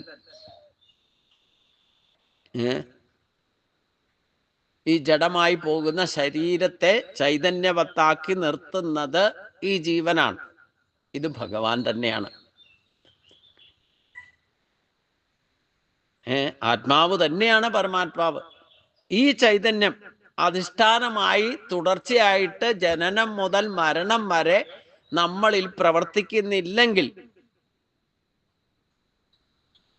നമ്മുടെ സ്ഥിതി താറുമാറായിപ്പോവും, നശിക്കും എന്നാണ് പറഞ്ഞത്. ഇതേപോലെ ഒരു പ്രപഞ്ച പ്രാണൻ ഈ സൂര്യചന്ദ്രാദി നക്ഷത്രഗോളങ്ങള്, പക്ഷി മൃഗാദികള് എല്ലാത്തിനെയും ചലിപ്പിക്കുന്ന ആധാരമായി നിൽക്കുന്ന നമ്മുടെ ശരീരത്തിലെ പ്രാണൻ പോലെ തന്നെ പ്രപഞ്ചത്തിനൊരു പ്രാണനുണ്ട്. അപ്പൊ അതുകൊണ്ട് പ്രപഞ്ച സംവിധാനം മുഴുവൻ ഭഗവാൻ നിഷ്ക്രിയനായി കഴിഞ്ഞാൽ ഈ പ്രപഞ്ച സംവിധാനം മുഴുവൻ താറുമാറാകും, അത് നശിക്കുകയും ചെയ്യും. അപ്പൊ പിന്നെ നമ്മുടെ ഗതി പറയണ്ടല്ലോ. ശ്വാസം കിട്ടാതെ വരും, വായു ചലിക്കാതെ വരും, കാറ്റടിക്കാതെ വരും, മഴ പെയ്യാതെ വരും.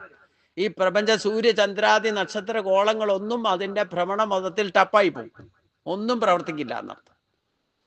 നമ്മൾ എപ്രകാരമാണോ നമ്മൾ വിവിധ യന്ത്ര സാമഗ്രികൾ ഗ്രഹത്തിൽ കൊണ്ടുവന്ന് ഫിറ്റ് ചെയ്ത് വെച്ചിട്ടുണ്ട്, അതിൽ കറണ്ട് പോയാൽ എല്ലാം ടപ്പായി പോകും അല്ലേ? കറണ്ട് വന്നാൽ അതിൻ്റെ ഡ്യൂട്ടിയെ ചെയ്യുള്ളൂ, ഒരു കലർപ്പും പറ്റില്ല. ഫാനിൻ്റെ ഡ്യൂട്ടിക്ക് ലൈറ്റിന് ചെയ്യാൻ പറ്റില്ല, ലൈറ്റിൻ്റെ ഡ്യൂട്ടിക്ക് മിക്സിക്ക് ചെയ്യാൻ പറ്റില്ല, മിക്സിയുടെ ഡ്യൂട്ടി ഫ്രിഡ്ജിന് ചെയ്യാൻ പറ്റില്ല. അതൊക്കെ ധർമ്മം ചെയ്യും. ഈ കറണ്ട് പോയാലോ എല്ലാം ടപ്പായി പോകും. ഇതേപോലെയാണ് ഭഗവാൻ പറയുന്നത്, ഞാൻ ഒരു നിമിഷം നിശ്ചലമായാൽ ഈ പ്രപഞ്ച സംവിധാനം മുഴുവൻ താറുമാറാം. ഞാൻ ഇതിനെയൊക്കെ സൃഷ്ടിച്ചിട്ട് ഞാൻ ഇതിനെയൊക്കെ നശിപ്പിക്കുന്നവനായിട്ട് മാറും.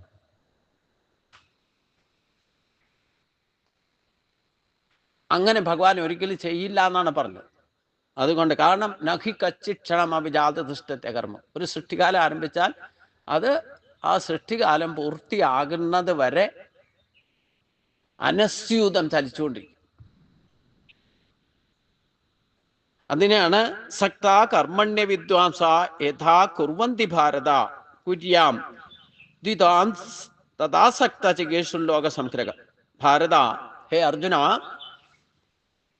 ആ വിതാംസ കർമ്മണി, അജ്ഞാനികൾ കർമ്മത്തിൽ ആസക്തി അല്ലെങ്കിൽ സക്ത യഥാ കുർവന്തി, ആസക്തരായിക്കൊണ്ട് എപ്രകാരം ചെയ്യുന്നുവോ, തഥാ വിദ്വാൻ അസക്ത, അപ്രകാരം വിദ്വാനായവൻ ലോകസംഗ്രഹം ചികേഷു കുര്യാത്, അപ്രകാരം വിദ്വാനായവൻ അഥവാ അറിവുള്ളവൻ ആസക്തി കൂടാതെ ലോക നന്മയെ ഇച്ഛിച്ച് കർമ്മം ചെയ്യണം. അല്ലയോ അർജുന, അജ്ഞാനികൾ എപ്രകാരം കർമ്മത്തിൽ ആസക്തരായിക്കൊണ്ട് പ്രവർത്തിക്കുന്നു അപ്രകാരം വിദ്വാനായവൻ ആസക്തി കൂടാതെ ലോകനന്മയ്ക്കായിക്കൊണ്ട് കർമ്മം ചെയ്യണം. തമ്മിലുള്ള വ്യത്യാസം മനസ്സിലാക്കണം. അജ്ഞാനികൾ എന്ന് പറഞ്ഞാൽ യഥാർത്ഥത്തിൽ അറിയേണ്ടത് അറിയാത്തവർ, അതായത് ഭൗതികവാദികളാണ് ഈശ്വരന്റെ ഈ ശക്തിയെ അറിയാതിരിക്കുന്നത്. അവരെ അജ്ഞാനികൾ എന്ന് തന്നെയാണ് പറയുക. നമ്മൾ ഭൗതികമായിട്ട് എന്തൊക്കെ പഠിച്ച് സർട്ടിഫിക്കറ്റ് നേടി സ്ഥാനമാനങ്ങൾ നേടിയാലും അതൊക്കെ ഭൗതിക വിദ്യയാണ്, അതായത് ആസുരവിദ്യ. അത് ഒരിക്കലും ഈ ജന്മത്തിൽ മാത്രം നമുക്ക് ഭൗതികമായ നേട്ടങ്ങൾക്ക് പ്രയോജനമുള്ളൂ, ശാശ്വതമായ പരിഹാരമല്ല എന്നർത്ഥം. അപ്പൊ ഈ ഭൗതികമായ കാഴ്ചപ്പാടുകളോ ഇല്ലെങ്കിൽ അതുകൊണ്ടുണ്ടാകുന്ന നേട്ടങ്ങളോ അതിനുവേണ്ടി പഠിക്കുന്നതോ ഒക്കെ അവിദ്യാസ്വരൂപമായിട്ടാണ് പറയുക. എന്താണോ ഉണ്ടായിട്ട് നിലനിൽക്കുന്നത്, ശാശ്വതമായിട്ട് നിലനിൽക്കാത്തത്, അതിനു വേണ്ടിയിട്ട് പഠിച്ച് എന്ത് അച്ചീവ്മെൻ്റ് ഉണ്ടാക്കിയാലും അത് ശാശ്വതമല്ല. അതൊക്കെ അവിദ്യാസ്വരൂപം എന്നാണ് പറയുന്നത്. അത് പ്രേയസിന് വേണ്ടിയിട്ട് ആസുരീ സമ്പത്തിൻ്റെ പോഷിപ്പിന് നടക്കും എന്ന് പറഞ്ഞാൽ പ്രത്യക്ഷത്തിലുള്ള ഫലം കുറച്ച് കഴിയുമ്പോൾ അപ്രത്യക്ഷമാകും, നഷ്ടപ്പെടും. നമ്മൾ എന്ത് ഇംഗ്ലീഷോ ഇല്ലെങ്കിൽ സ്കൂളിലോ കോളേജിലോ ഒക്കെ പഠിച്ചിട്ട് അതനുസരിച്ചുള്ള സ്ഥാനമാനങ്ങളൊക്കെ കിട്ടും. പക്ഷെ ഒരു ദിവസം നമ്മളെ മാലയിട്ട് വീട്ടിൽ കൊണ്ടുവിടും. ജീവിതകാലം മുഴുവൻ അവിടെ ഇരിക്കാൻ പറ്റുമോ? അപ്പൊ അതുകൊണ്ട് അതിനു വേണ്ടിയിട്ട് പ്രവർത്തിക്കുന്നവരെയാണ്, ഈ ഭൗതിക നേട്ടത്തിന് വേണ്ടിയിട്ട് മാത്രം പ്രവർത്തിക്കുന്നവരെയാണ് അജ്ഞാനികൾ എന്ന് വിശേഷിപ്പിക്കുന്നത്. അപ്രകാരം വിദ്വാനായവൻ, വിദ്വാൻ എന്ന് പറഞ്ഞാൽ ആരാ? വിവേകിയിലെ വിശേഷജ്ഞാനമുള്ളവർ. ഈ ആസുരീ സമ്പത്തും ദൈവിക സമ്പത്തും രണ്ടും നമുക്ക് കിട്ടിയിട്ടുണ്ട്. ആസുരി സമ്പത്ത് ഉണ്ടായിട്ട് നശിക്കുന്നത് എന്താണോ അതൊക്കെ ആസുരി സമ്പത്ത്. നമ്മളെ ശരീരം അടക്കം ആസുരി സമ്പത്താണ്. നമ്മൾ എന്താ സാധാരണ ചെയ്യാന്ന് വെച്ച് കഴിഞ്ഞാൽ ഈ ആസുരി സമ്പത്തിനെ പോഷിപ്പിക്കാൻ വേണ്ടിയിട്ട് ആ ദൈവത്തെ ആശ്രയിച്ചാൽ തന്നെ ആശ്രയിക്കാം. ഇഷ്ടഭോഗങ്ങൾക്ക് വേണ്ടിയിട്ടും അഭിഷ്ടസിദ്ധിക്ക് വേണ്ടിയിട്ടും ഒക്കെ ആയിരിക്കും ഭഗവാനെ ഭജിക്കാൻ തന്നെ പോവുക. അത് ചെയ്യുന്നത് യാഥാർത്ഥ്യബോധം ഇല്ലാത്തത് കൊണ്ട് എന്ന് പറഞ്ഞാൽ അജ്ഞാനം കൊണ്ടാണെന്ന്. യഥാർത്ഥത്തിൽ ചെയ്യേണ്ടത് ദൈവിക സമ്പത്തിനെ പോഷിപ്പിക്കാൻ വേണ്ടിയിട്ട് വേണം ഈ ശരീരമാകുന്ന ആസുരി സമ്പത്തിനെ പോലും ഉപയോഗിക്കാൻ. ഭഗവാൻ ഈശ്വരൻ സൃഷ്ടിച്ചു വച്ചിരിക്കുന്ന നമ്മുടെ ശരീരത്തെ നിലനിർത്താനും ജീവിക്കാൻ ഉതകുന്നതായിട്ടുള്ളതെല്ലാം സൃഷ്ടിച്ചു വച്ചിട്ടുണ്ട്. അത് വേണ്ടവണ്ണം നമുക്ക് യുക്തിസഹജമായിട്ട് ഉപയോഗിച്ചാൽ ദുഃഖരഹിതമായിട്ട് ഉപയോഗിക്കാമെന്ന് പറഞ്ഞു. 2-ാം അധ്യായത്തിൽ ആവർത്തിച്ച് ഭഗവാൻ പറയുന്ന ആ ശോചിതു മർക്കസി, നിങ്ങൾക്ക് ദുഃഖിക്കാൻ അവകാശമില്ലെന്നാണ് പറഞ്ഞിരിക്കണം. എന്നിട്ട് പിന്നെ എന്തുകൊണ്ട് നമ്മൾ ദുഃഖിക്കുന്നു?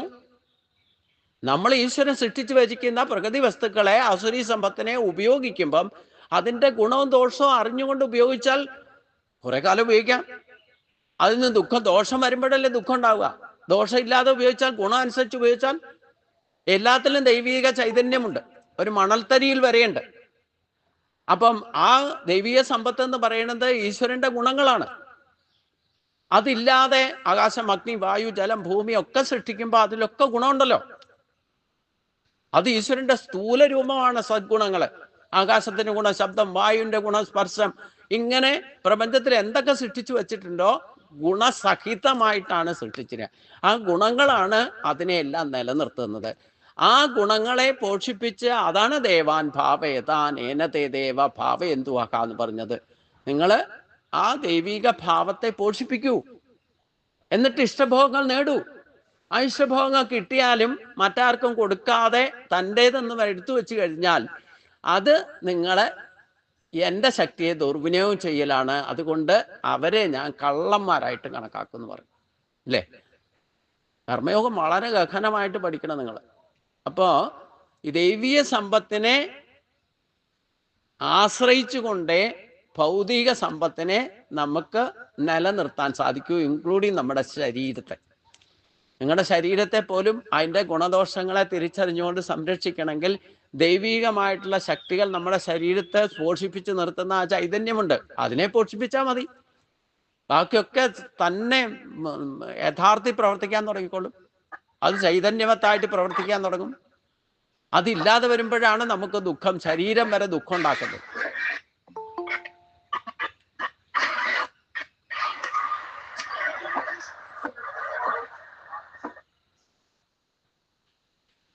അപ്പോ ഇവിടെ ഭഗവാൻ പറയുന്നത് നമ്മൾ ദൈവിക സമ്പത്തിനെ ആശ്രയിച്ചുകൊണ്ട് വേണം ആസുരി സമ്പത്തിനെ ഉപയോഗിക്കാൻ. ആസുരി സമ്പത്ത് ഒന്നും ശാശ്വതമല്ല. നമ്മുടെ ശരീരമടക്കം പ്രേയസാണ്. കുറച്ചു കാലത്തേക്ക് പ്രത്യക്ഷം, അത് കഴിഞ്ഞാൽ അപ്രത്യക്ഷമാകും. അതുകൊണ്ട് ഈ ആസുരി സമ്പത്തിനെ പോഷിപ്പിക്കാൻ വേണ്ടിയിട്ട് ദൈവിക ഗുണങ്ങളെ, ദൈവിക ചൈന്യത്തെ പോഷിപ്പിച്ച് നിലനിർത്തിയാലേ ഇതിൻ്റെ നിലനിൽപ്പ് പോലും അറിയുള്ളൂ.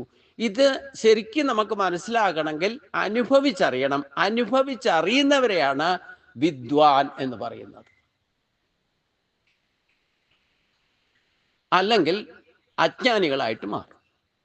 നമ്മൾ ദൈവിക സമ്പത്തിനെ ആശ്രയിച്ചുകൊണ്ട് ഈ നശിക്കുന്ന ആസുരി സമ്പത്തിനെ പോഷിപ്പിക്കാൻ വേണ്ടിയിട്ടാണ് ഈശ്വരനെ ആശ്രയിക്കുന്നതെങ്കിൽ അത് ഏറ്റവും വലിയ അജ്ഞതയാണ്. കാരണം നിങ്ങൾ പ്രാർത്ഥിച്ചിട്ട് ഗുരുവായൂരപ്പൻ്റെ അടുത്തുനിന്ന് ഇഷ്ടഭോഗം നേടിയാലും കാലക്രമത്തിൽ അതേ ഇഷ്ടഭോഗം കൊണ്ട് നിങ്ങൾക്ക് ദുഃഖിക്കേണ്ടി വരും. യാതൊരു സംശയമില്ല. സന്തതി ചോദിച്ചാൽ സന്തതി തരും. എന്തിനാ ഇത് തരുന്നതെന്ന് ഭഗവാൻ 7-ാം അധ്യായത്തിൽ ക്ലാരിഫൈ ചെയ്ത് തരുന്നുണ്ട്. ഭക്തിയിൽ ദൃഢതയുണ്ടാകാൻ വേണ്ടിയിട്ടാണ് തരുന്നത്. ചോദിക്കുന്നതൊക്കെ തരുന്നത് എന്തിനാന്ന് ചോദിച്ചു കഴിഞ്ഞാൽ, ഫലേച്ഛയോടുകൂടി ഭജിക്കുന്നവർക്ക് എന്നിലുള്ള ആകർഷണത്വം ഇല്ല, ഈ ഭക്തി ഉണ്ടാകാൻ വേണ്ടിയിട്ട് അവർ ചോദിക്കുന്നതൊക്കെ കൊടുക്കും. പക്ഷെ അതൊക്കെ പ്രേയസായിരിക്കുന്നു ഭഗവാൻ പറയുന്നുണ്ട്. ഈ ഒരു തിരിച്ചറിവ്, പ്രേയസും ശ്രേയസും തമ്മിലുള്ള വ്യത്യാസം തിരിച്ചറിയാതിരുന്നാൽ നമ്മൾ ചെയ്യുന്നുള്ള ഭക്തിമാർഗം പോലും അജ്ഞതയുടെ കവചത്തിലായിരിക്കും.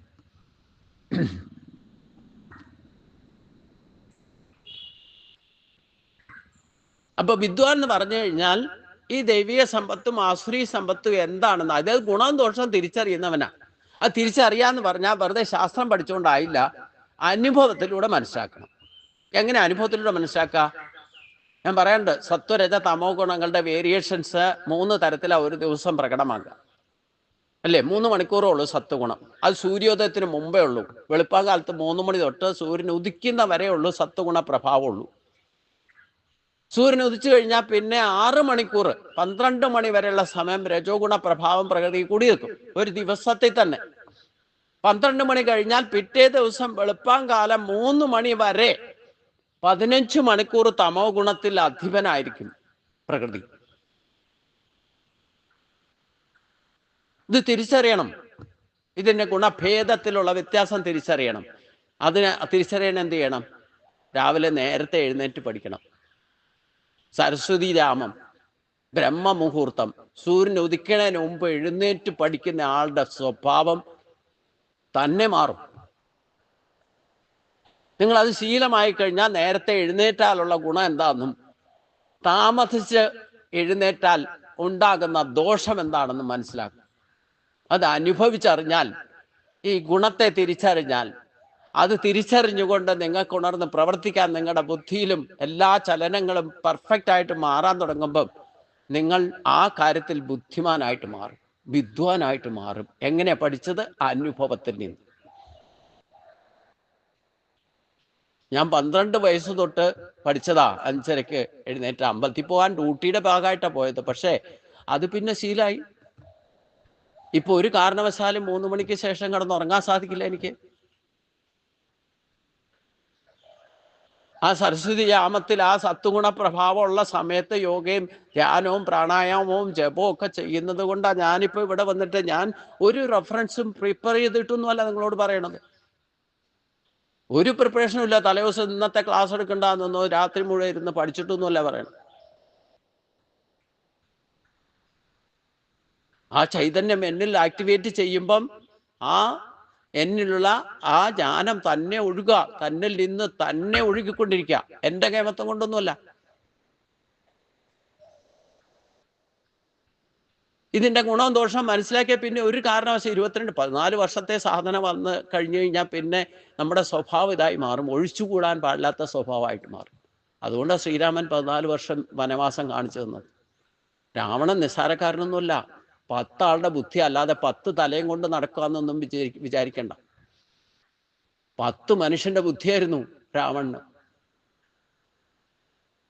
ഉപാസന കൊണ്ട് എഴുതിയ ശിവനെ ഭജിച്ചിട്ട് കിട്ടിയതാ. ബ്രഹ്മചാരിയായിരുന്നു, ബ്രാഹ്മണനായിരുന്നു ജന്മം കൊണ്ട്. പക്ഷെ നമുക്ക് എന്ത് കിട്ടിയാലും ഉണ്ടല്ലോ, അവിടെ ഈ ഏതെങ്കിലും ഒരു വിഷയത്തിൽ നമ്മൾ ബ്രഹ്മചാരി ആയാലും വേണ്ടില്ല, ഏതൊരു വിഷയത്തിൽ വാസനാബലം ഉണ്ടായോ, മായ കയറി പിടിച്ചാൽ അത് ചിലപ്പോൾ നമ്മളെ നശിപ്പിക്കും. പിന്നെ ഈശ്വരശക്തിയെ ഉള്ള കഴിവുള്ള ബുദ്ധി വൈഭവവും ചൈതന്യവത്തായിട്ടുള്ള ഈശ്വര ശക്തിയും ഈ ഒരു കാര്യത്തിന്, ഈ ഒരൊറ്റ വിഷയത്തിന് വേണ്ടിയിട്ട് ദുർവിനിയോഗം ചെയ്യും. അത് നാശത്തിലേക്ക് എത്തിക്കും. ഈ അസുരന്മാരുടെ കഥയൊക്കെ അത്തരത്തിൽ നമ്മൾ പഠിക്കണം. ഹിരണ്യകശിപുവൊക്കെ തപസ്യായിരുന്നു. ഒറ്റക്കാലിൽ പഞ്ചാഗ്നിമഗ്നത്തിൽ തപസ് ചെയ്തിട്ട് സിദ്ധി നേടിയ ആളാ. അതും പൂർവ്വജന്മ വാസനയാ. ഭഗവാന്റെ കാവൽക്കാരനായിട്ടൊക്കെ നിൽക്കണമെന്നുണ്ടെങ്കിൽ പൂർവ്വജന്മ വാസന ഇല്ലാതെ വൈകുണ്ഠത്തിൽ 7ാമത്തെ മണ്ഡലത്തിൽ എത്തിയ ആളാ. നല്ല ആത്മബോധം ഉണ്ടായിരുന്നു. പക്ഷെ ചില കാര്യങ്ങൾ നമുക്ക് ഇതുവരെ കിട്ടാത്ത യോഗവും സിദ്ധിയൊക്കെ കിട്ടിക്കഴിയുമ്പം നമ്മൾ ഈ പൂർവ്വജന്മ വാസനാബലം കിടക്കുന്നുണ്ടെങ്കിൽ ചിലപ്പോൾ അതിനെ ദുർവിനിയോഗം ചെയ്യും. അത് നമ്മുടെ നാശത്തിലേക്ക് എത്തിക്കും. അത് ഇല്ലാതെ കൃത്യമായിട്ട് ഗുണദോഷങ്ങളെ തിരിച്ചറിഞ്ഞുകൊണ്ട് പ്രവർത്തിക്കുന്ന, കൃതകൃത്യമായിട്ട് പ്രവർത്തിക്കുന്നവനെയാണ് വിദ്വാൻ എന്ന് വിശേഷിപ്പിക്കുന്നത്. അത് സാധിക്കണമെങ്കിൽ അനുഭവജ്ഞാനത്തിലൂടെ മാത്രമേ സാധിക്കൂ. അല്ലാതെ ആർക്കും ശാസ്ത്രം പഠിച്ചത് കൊണ്ടോ ആ ശാസ്ത്ര വിഷയത്തിൽ സർട്ടിഫിക്കറ്റ് നേടിയതുകൊണ്ടോ റാങ്ക് നേടിയതുകൊണ്ടോ ഒരിക്കലും അവൻ വിദ്വാനാകില്ല. പുസ്തകജ്ഞാനം കൊണ്ട് ഒരിക്കലും വിദ്വാനാകില്ല. അനുഭവജ്ഞാനം വേണം. അനുഭവജ്ഞാനം കിട്ടിയ ആളാണ് ഇവിടെ ഭഗവാൻ പറയുന്നത് വിദ്വാനായവൻ. ആസക്തി കൂടാതെ അവൻ ചെയ്യുന്ന കർമ്മങ്ങളൊക്കെ, ചിന്തയായിക്കോട്ടെ, വാക്കായിക്കോട്ടെ, പ്രവൃത്തി ആയിക്കോട്ടെ, അതൊക്കെ ആസക്തി കൂടാതെ കൃത്യമായിട്ട് അവൻ എന്ത് ചിന്തിച്ചാലും പറഞ്ഞാലും പ്രവർത്തിച്ചാലും ഒക്കെ ലോക നന്മയ്ക്ക് ഉപകാരപ്രദമായിരിക്കും. അതാണ് വിദ്വാനായവൻ വിശാല ബുദ്ധിയോടുകൂടി പ്രവർത്തിക്കും. നമ്മൾ സാധാരണ മനുഷ്യര് ഈ അജ്ഞതയുടെ മുകളിൽ പ്രവർത്തിക്കുന്നവരൊക്കെ സ്വാർത്ഥ താല്പര്യത്തിലായിരിക്കും വിളിക്കുക. ഞാനും എൻ്റെയും മാത്രമേ ഉണ്ടാവുള്ളൂ, അല്ലേ?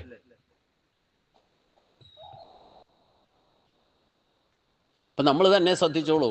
നമ്മൾ കഷ്ടപ്പെട്ട് ഒരു വീടുണ്ടാക്കി, അല്ലേ? നമ്മൾ കഷ്ടപ്പെട്ട് ഞാനൊരു വീടുണ്ടാക്കി, എൻ്റെ കാര്യം തന്നെ അറിയാം. പക്ഷേ നമ്മുടെ മക്കളായി കഴിയുമ്പം അവരൊരിക്കലും അതെൻ്റെ വീടെന്നുള്ള ഭാവത്തിലല്ല അവിടെ നിൽക്കുക. അത് അജ്ഞതയാണ്. ഞാനിപ്പോൾ മടത്തി വന്ന് താമസിക്കുന്നുണ്ട്, ഇത് എൻ്റെ എന്നുള്ള ഭാവത്തിലാണ് ഇവിടെ ഞാൻ ജീവിക്കുന്നത്. എൻ്റെ അല്ല സത്യത്തിൽ, നമ്മുടെ ഒന്നും അല്ലല്ലോ. ഈ ശരീരം പോലും എൻ്റേതല്ല, ആണോ? ഈ എൻ്റെ എന്നുള്ള ഭാവത്തിൽ വ്യത്യാസം വന്നാൽ അവിടെ സ്പർദ്ധ ഉണ്ടാകുന്ന. ഇപ്പം ഞാൻ ഉണ്ടാക്കി വെച്ച വീടും എൻ്റെ മക്കളോ എൻ്റെ ശ്രീമതിയോ ഒക്കെ അവരുടെ ആയിട്ട് അവർ കരുതുന്നില്ല എന്നർത്ഥം. എൻ്റെന്ന് അവരൊരിക്കലും പറയില്ല. അവരോട് ചോദിച്ചാൽ അച്ഛൻ്റെ പേരിലാണ് വീടെന്ന് പറയും, അല്ലേ? ഇത് അജ്ഞതയാണ്, വിശാല ബുദ്ധി ഇല്ലാത്തത് കൊണ്ടാണ്. വിശാല ബുദ്ധി ഉണ്ടായാലോ എവിടെ ചെന്നാലും അതൊക്കെ എൻ്റെ വീടായിട്ട് മാറും. തന്മയി ഭാവത്തിലേക്ക് എത്തിക്കഴിഞ്ഞാൽ ലോകം തന്നെ നമ്മുടെ എല്ലാവരുടെയും. സങ്കുചിത ബുദ്ധി വന്നാൽ പിന്നെ, അതുകൊണ്ടാണ് ഈ കൂട്ടുകുടുംബമൊക്കെ വ്യവസ്ഥിതി തകരാറിലായിട്ട് ഈ ന്യൂക്ലിയർ ഫാമിലിയിലേക്ക് പോയിട്ട് അവിടെ ചെന്ന് നോക്കിക്കോളൂ. അവിടെ ചെന്ന് നോക്കിയാലും എൻ്റെ മുറി, എൻ്റെ കട്ടില്, എൻ്റെ മേശ അവിടെ കുറ്റിയടിച്ച് വെച്ചേക്ക. ഇതാണ് മായ എന്ന് പറയണത്. പണ്ട് എന്താ മഹർഷിയുടെ പേര് ഞാൻ മറന്നുപോയി. അദ്ദേഹം മായയെ ജയിക്കാൻ വേണ്ടിയിട്ട് ഗംഗാജലത്തിൻ്റെ അടിയിൽ പോയിട്ട് തപസ് ചെയ്യാൻ പോയി. മായയെ ജയിക്കുക, മായ എന്താണെന്ന് അറിയണം, അതിനു വേണ്ടിയിട്ട് തപസ് ചെയ്യാൻ പോയി. അപ്പോൾ വിഷ്ണു ഈ തപസ്സികള് തെറ്റായിട്ട് എന്തെങ്കിലും ചെയ്യാൻ പോകുകയെന്നുണ്ടെങ്കിൽ അപ്പം ഈശ്വരൻ അവർക്ക് ഇൻഡിക്കേഷൻ കൊടുക്കും. അപ്പൊ വിഷ്ണു പ്രസന്റ് ആയിട്ട് ആ മഹർഷിയോട് പറഞ്ഞു, നീ പരമമായ ആത്മാവിനെ അറിയാനല്ലേ ശ്രമിക്കേണ്ടത്, എന്തിനീ മായ അറിയാൻ പോകുന്നു? എനിക്ക് മായ എന്താണെന്ന് അറിയണം. അതറിഞ്ഞിട്ട് കാര്യമൊന്നുമില്ല, നീ ഇപ്പം മായയിലാണ്. അതുകൊണ്ടാണ് പരമമായത് അറിയാതെ ആത്മാസ്വരൂപം ആത്മബോധത്തിന് വേണ്ടിയിട്ട് ശ്രമിക്കാതെ ആത്മാന്വേഷണത്തിലേക്ക് പോകാതെ ഈ മായ എന്താണെന്ന് അറിയാൻ പോകുന്നത് നീ ചെയ്യുന്ന ഏറ്റവും വലിയ അബദ്ധമാണെന്ന് പറഞ്ഞു. നിങ്ങളുടെ ചിലപ്പം നിന്റെ അനേക ജന്മങ്ങൾ മായ അറിയാൻ പോയി കഴിഞ്ഞാൽ വ്യർത്ഥമായി പോകുമെന്ന് പറഞ്ഞു. എന്ത് ചെയ്താൽ സമ്മതിക്കില്ല. നമ്മൾ ഈ എല്ലാ കാര്യത്തിലും ഉണ്ടല്ലോ ധാർഷ്ട്യം. നമ്മൾ ഒരു ലക്ഷ്യം വെച്ച് കഴിഞ്ഞാൽ പിന്നെ ഈശ്വരൻ പറഞ്ഞാൽ പോലും ചിലപ്പോൾ കേൾക്കില്ല. ഇതും ഒരു അജ്ഞതയാണ്. അപ്പൊ ഇദ്ദേഹം എന്നാ ശരി, നീ മായ എന്താണെന്ന് അറിയട്ടെ എന്ന് പറഞ്ഞുകൊണ്ട് അനുഭവിച്ചറിഞ്ഞാലേ പഠിക്കുള്ളല്ലോ, ഉപദേശം കൊണ്ട് നേരെയാവില്ല. എന്നാ നീ മായ എന്താന്ന് അറിഞ്ഞോളാൻ പറഞ്ഞു. എന്നിട്ട് ഈ മായയ്ക്ക് വേണ്ടിയിട്ട് തപസ് ചെയ്യും. അവസാനം ഈ വ്യക്തി പോയിട്ട് ഒരു ചണ്ടാളനായിട്ട് പോയി ജനിക്കും. ഈ ചണ്ടാളൻ എന്ന് പറഞ്ഞാൽ ഈ നിങ്ങൾ കണ്ടിട്ടുണ്ടാവും, മുള കൊണ്ടൊക്കെ ഈ സംഗീത ഉപകരണങ്ങളൊക്കെ ഉണ്ടാക്കി വീണയൊക്കെ ഉണ്ടാക്കി വിൽക്കുന്ന ചില ആൾക്കാരുണ്ട്, ആദിവാസികളെ പോലെ ജീവിക്കുന്നവർ. അത് വീണയൊക്കെ ഈ മുള കൊണ്ടും ചിരട്ടയൊക്കെ ഉപയോഗിച്ചിട്ടുണ്ടാക്കുക. അങ്ങനെ ഒരു കുലത്തിലാണ് പോയി ജനിച്ചത്. പിന്നെ അവരുടെ കുലത്തൊഴിൽ ചെയ്യാൻ തുടങ്ങി, കല്യാണം കഴിച്ചു, കുറേ കുട്ടികളുണ്ടായി. അവരെയൊക്കെ പാലിച്ച് ദാരിദ്ര്യം കൊണ്ട് ഈ ആകെയുള്ള വരുമാന മാർഗം എന്ന് പറയുന്നത് ഈ മുള കൊണ്ടുണ്ടാക്കുന്ന ഈ സംഗീത ഉപകരണം ഉണ്ടാക്കി മാർക്കറ്റിലോ ഇല്ലേ അന്നത്തെ വ്യാപാരശാലയിലൊക്കെ കൊണ്ട് കൊടുത്തിട്ട് അതുകൊണ്ട് കിട്ടുന്ന വേണം ഈ കുട്ടികളെയും ഭാര്യയൊക്കെ സംരക്ഷിക്കാൻ, കുടുംബം സംരക്ഷിക്കാൻ. ഇവനാകെ കഷ്ടപ്പെട്ടു, ആകെ വിഷമിച്ചു.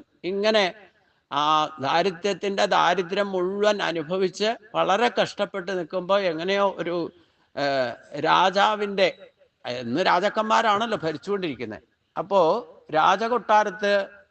രാജാവിൻ്റെ കോട്ടയുടെ പരിസരത്ത് വലിയൊരു ആഘോഷം നടക്കണ കണ്ടപ്പം വെറുതെ അവിടെ പോയി നിന്നപ്പം ഒരു ആനയുടെ കയ്യിൽ മാല ഉണ്ടായിരുന്നു. ഈ മാല കൊണ്ടുവന്ന് ഇവന്റെ കഴുത്തെ കൊണ്ടുവന്നു. അവനെന്താന്ന് മനസ്സിലായില്ല സംഗതി. അപ്പൊ ആ രാജ കൊട്ടാരത്തില് അനന്തരാവകാശി ഇല്ലാതെ ഒരു സന്ദർഭം ഉണ്ടായി. അപ്പോ ഒരു പൂജയോ യാഗമൊക്കെ നടത്തിയിട്ട് ശ്രേഷ്ഠന്മാരുടെ നിർദ്ദേശപ്രകാരമാണ് ഈ ആനയുടെ കയ്യിൽ ഒരു മാല കൊടുത്തു. ഈ മാല ആന സ്വയം പോയിട്ട് ആരുടെ കഴുത്തേലിടുന്നോ അവനെ രാജാവാക്കും. എന്തിനു പറയണു? ഈ ചണ്ടാളനെ പിടിച്ച് ക്ഷത്രിയനായിട്ട് തെറ്റിദ്ധരിച്ച് ഇളയ രാജാവാക്കി. കുറെ കാലം ഇദ്ദേഹം രാജ്യം ഭരിച്ചു. അവിടുത്തെ സുഖഭോഗങ്ങളൊക്കെ അനുഭവിച്ചു. ഈ ചില കാര്യങ്ങൾ എത്രയൊക്കെ നമുക്ക് പദവിയും സ്ഥാനമാനങ്ങൾ കിട്ടിയാലും ഈ ചില ജന്മവാസന പോവില്ല, ജാത്യാലുള്ളത് തൂത്താ പോവില്ല എന്നുള്ളത്. അപ്പൊ ഈ രാജാവ് സ്ഥാനത്തിരിക്കുന്ന ചില കാര്യങ്ങളിലുള്ള പ്രവർത്തനമൊക്കെ കണ്ടിട്ട് മന്ത്രിമാർക്കും ഇല്ലെ മറ്റുള്ള രാജകൊട്ടാരത്തിലുള്ളവർക്കും സേവകർക്കും ഒക്കെ സംശയം തോന്നാൻ തുടങ്ങി. ഈ പല നാൾ കള്ളൻ ഒരു നാൾ പിടിക്കപ്പെടുന്നു എന്ന് പറഞ്ഞ പോലെ. അപ്പോ ഇത് അറിഞ്ഞു, ഇത് അയാളെ യഥാർത്ഥ ക്ഷത്രിയ കുലജാതനല്ല എന്നുള്ളത് ബാക്കിയുള്ളവർക്ക്, കൊട്ടാരത്തിലുള്ളവർക്ക് മുഴുവൻ മനസ്സിലാക്കി. ഇവൻ റാണിമാരെ ഭക്തിമാർക്ക് വരെ, അതിൽ കുറെ കുട്ടികളൊക്കെ ഉണ്ടായി എന്നാണ് കഥ പറയുന്നത്. എന്തായാലും അവസാനം ഇതിൻ്റെ ഉള്ള ക്ഷതം ഇല്ലെങ്കിൽ ദുരഭിമാനം കാരണം റാണികളൊക്കെ ഈ മഹർഷിയുടെ ഇല്ലെങ്കിൽ ഈ രാജാവിൻ്റെ സ്ഥാനത്ത് ഭഗ്നിമാരായിരുന്ന റാണിമാരായിരുന്നവരൊക്കെ അഗ്നിയിൽ ചാടിയിട്ട് ആത്മഹത്യ ചെയ്തു. എന്ന് മാത്രമല്ല, രാജ്യത്തിനുണ്ടായിരുന്ന പലരും ദാസിമാരും ഈ തെറ്റായ ഒരു രാജ ആയിട്ട് അവരോഹണം നടത്തിയത് അതിൽ പണ്ഡിതന്മാർക്ക് വരെ പിഴപറ്റി എന്ന് മനസ്സിലാക്കിയിട്ട് പല ആൾക്കാരും അതിൽ അഗ്നിയിൽ ചാടിയിട്ട് പ്രായശ്ചിത്തത്തിനായിക്കൊണ്ട് ആത്മാഹൂതി ചെയ്തു. അപ്പൊ ഇനി ഞാനും ഇദ്ദേഹം അവിടുന്ന് പിന്നെ പലായനം ചെയ്തു. എല്ലാവരും കൂടെ പുറത്താക്കി ഇദ്ദേഹത്തിന്, അവിടുന്ന് പലായനം ചെയ്തു. പലായനം ചെയ്തിട്ട് ഇദ്ദേഹവും ആത്മാഹൂതി ചെയ്യുന്ന ആ സന്മത്തിലേക്ക് എത്തി, സ്വയം ആത്മഹത്യ ചെയ്യേണ്ട അവസ്ഥയിൽ.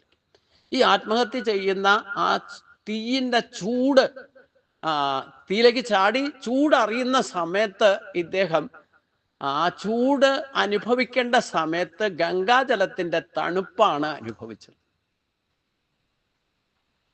അപ്പൊ ഇദ്ദേഹത്തിന് ആ ധ്യാനത്തിൽ നിന്ന് അല്ലെങ്കിൽ മായയിൽ നിന്ന് അപ്പോഴാണ് ഈ മഹർഷി ഗംഗാജലത്തിൽ നിന്ന് പുറത്തു വന്നത്. ഇതൊരു സ്വപ്ന തുല്യമായിട്ട് ഈ മഹർഷിക്ക് തോന്നി. ഒരു സ്വപ്നം കണ്ട പോലെ തോന്നിയത്. പക്ഷെ മായയുടെ പ്രഭാവമായിരുന്നു എന്നുള്ളത് ഇദ്ദേഹത്തിന് പുറത്തു വന്നിട്ട്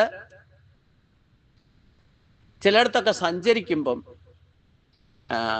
അവിടുത്തെ ആൾക്കാർ ഇങ്ങനെ ഒരു രാജ്യത്തെ പറ്റിയും ഇങ്ങനെ ഒരു രാജാവ് വന്നിട്ട് ഈ ഇങ്ങനെ ഒരു ചില അതായത് യഥാർത്ഥ ക്ഷത്രിയനല്ലാതെ വേഷം കെട്ടി രാജാവ് വന്നതും ആ രാജ്യത്തിൻ്റെ പേരും അവിടെ നടന്ന സംഭവങ്ങളും അവിടെ റാണിമാരൊക്കെ ആത്മഹത്യ ചെയ്ത കാര്യമൊക്കെ ഇങ്ങനെ ചർച്ചയിൽ പല സ്ഥലത്തോടെയും കേൾക്കാൻ ഇടവന്നു.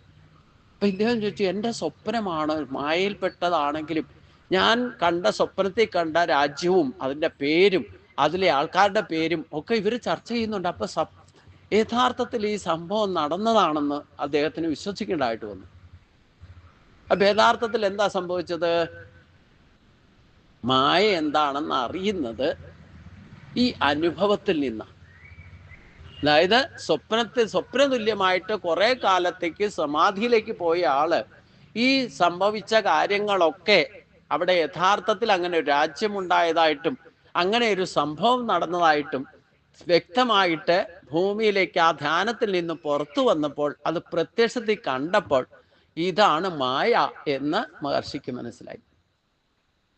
ഇങ്ങനെ ഈ മായയെ അന്വേഷിച്ചു പോകുന്ന നാരദർക്കൊരു അവസ്ഥയുണ്ട്. ഇങ്ങനെ ഒരു കഥ നാരദരുടെ പേരിലുണ്ട്. ദേവി മഹാത്മ്യമൊക്കെ, ദേവി ഭാഗവതം വായിക്കുമ്പോഴൊക്കെ അതിൽ നമുക്ക് കാണാൻ സാധിക്കും. ഇതുപോലെ ഈ മായ അന്വേഷിക്കാൻ പോകണ്ട എന്ന് ഭഗവാൻ പറഞ്ഞിട്ടും മായ അന്വേഷിക്കാൻ പോയതിൻ്റെ പരിണതഫലം ഈ മഹർഷിക്ക് അനുഭവത്തിലൂടെ മനസ്സിലാക്കാൻ സാധിച്ചുള്ളൂ. ഈ അനുഭവത്തിലൂടെ മനസ്സിലായാലേ അവൻ വിദ്വാനാകുകയുള്ളൂ. അതാണ് വിശേഷജ്ഞാനം. ഇപ്പം ക്ഷേത്രത്തിൽ ഒരു വിഗ്രഹം പോലും പ്രതിഷ്ഠിക്കുന്നില്ല. വിഗ്രഹം എന്ന വാക്കിൻ്റെ അർത്ഥം എന്താ? വിശേഷേണ ഗ്രഹ്യതേ ഇത് വിഗ്രഹ. ഇപ്പം വിശേഷമായിട്ട് ഗ്രഹിക്കുക എന്ന് പറഞ്ഞാൽ എന്താ? ഈ ഭഗവാനെ പറ്റിയുള്ള ശാസ്ത്ര വിഷയങ്ങൾ നമ്മൾ പഠിച്ചിട്ട് അത് അനുഭവജ്ഞാനത്തിലൂടെ മനസ്സിലാക്കുമ്പോഴേ അത് വിശേഷജ്ഞാനമാകും. അത് വിജ്ഞാനത്തെയാണ് വിശേഷജ്ഞാനം എന്ന് പറയാം. ആ വിശേഷജ്ഞാനം, അനുഭവജ്ഞാനം കിട്ടിയ ആളെയാണ് ഇവിടെ ഭഗവാനും വിദ്വാൻ എന്ന് വിശേഷിപ്പിച്ചത്. അതല്ലെങ്കിൽ, വിദ്വാൻ ആയിട്ടില്ലെങ്കിൽ അതെല്ലാം അജ്ഞതയാണെന്നർത്ഥം. അനുഭവജ്ഞാനം കിട്ടിയിട്ടില്ലെങ്കിൽ, ഉപരിപ്ലവമായിട്ട് പുസ്തകജ്ഞാനം കൊണ്ടോ ഒരു ഗുരുവിൽ നിന്ന് നിങ്ങൾ കേട്ടാലും അത് അനുഭവത്തിൽ എത്തിയിട്ടില്ലെങ്കിൽ, എത്തിക്കാൻ സാധിച്ചിട്ടില്ലെങ്കിൽ അത് അജ്ഞതയുടെ നിലയിൽ തന്നെ നിൽക്കും. അതേ കാര്യം ആ കർമ്മത്തെ യഥാവിധി ആചരിച്ച് അതിൽ നിന്നും അനുഭവജ്ഞാനം ഉണ്ടാകുമ്പോഴാണ് അത് വിശേഷമായ ജ്ഞാനമായിട്ട് മാറും. അനുഭവിച്ചറിഞ്ഞ ഒരാൾ ഒരു കാര്യത്തിലും ആസക്തിയോടുകൂടി ചെയ്യില്ല എന്നർത്ഥം. അതിൻ്റെ ഗുണദോഷങ്ങൾ ശരിക്കും തിരിച്ചറിയും. പിന്നെ ഒന്നിലും ആസക്തി ഇല്ലാതിരിക്കും. നമ്മൾ തന്നെ സത്യമല്ല, കുറച്ച് കാലത്തേക്കുള്ളൂ, ഇത് നശിക്കുന്നതാണ് എന്ന് ബോധ്യം വന്ന ആളാണ് വിദ്വാൻ എന്ന് പറയാം. ഇല്ലെങ്കിൽ ഇന്ദ്രിയ ഭോഗസുഖങ്ങളാണ് ശ്രേഷ്ഠം, അതിനു വേണ്ടിയിട്ട് ദൈവീയ സമ്പത്തിനെ പോലും ദുർവിനിയോഗം ചെയ്യുന്നവൻ അവൻ അജ്ഞാനി തന്നെയാണ്. കാരണം ഒരു നിരീശ്വരവാദിയായാലും ഈശ്വരവാദിയായാലും യുക്തിവാദിയായാലും ജീവിക്കണമെങ്കിൽ ഈശ്വരൻ്റെ ചൈതന്യം അവൻ്റെ ശരീരത്ത് പ്രവർത്തിക്കാതെ അവന് ജീവിക്കാൻ സാധ്യമല്ല. അത് മനസ്സിലാക്കാതെ ആ ഇന്ദ്രിയ ഭോഗസുഖങ്ങൾക്ക് വേണ്ടിയിട്ട് ഈശ്വരൻ എന്നൊരു ആളെ പോലും, ആ ശക്തിയെ പോലും അവഗണിച്ചുകൊണ്ട് ജീവിക്കുന്നത് അത് ഏറ്റവും വലിയ അജ്ഞതയാണ്. അങ്ങനെയുള്ളവർ ഭൗതിക ഭോഗസുഖങ്ങളിൽ ആസക്തനായിക്കൊണ്ടായിരിക്കും പ്രവർത്തിക്കുക. അവൻ എന്ത് കർമ്മം ചെയ്താലും ഇന്ദ്രിയ ഭോഗസുഖങ്ങൾക്ക് വേണ്ടിയിട്ടായിരിക്കും ശരീരത്തെ ഉപയോഗിച്ചിട്ട് കർമ്മം ചെയ്യുക. അങ്ങനെയുള്ളവരെയാണ് ഇവിടെ അജ്ഞാനികൾ എന്ന് ഭഗവാൻ എടുത്തു പറഞ്ഞത്. എപ്രകാരമാണോ കർമ്മത്തിൽ ആസക്തിയായിക്കൊണ്ട് പ്രവർത്തിക്കുന്നത്, അപ്രകാരം വിദ്വാനായവൻ ആസക്തി കൂടാതെ ലോകനന്മയ്ക്കായിക്കൊണ്ട് കർമ്മം ചെയ്യണം. ഓട്ടോമാറ്റിക്കായിട്ട് നമ്മൾ ഈ വിദ്വാനായാൽ, വിശേഷജ്ഞാനം ലഭിച്ചാൽ പിന്നെ ഒരിക്കലും സ്വാർത്ഥ താല്പര്യ പ്രാർത്ഥിക്കുന്നത് പോലും ലോകാസമസ്ത സുഖിനോ ഭവന്തു തോന്നായിരിക്കും.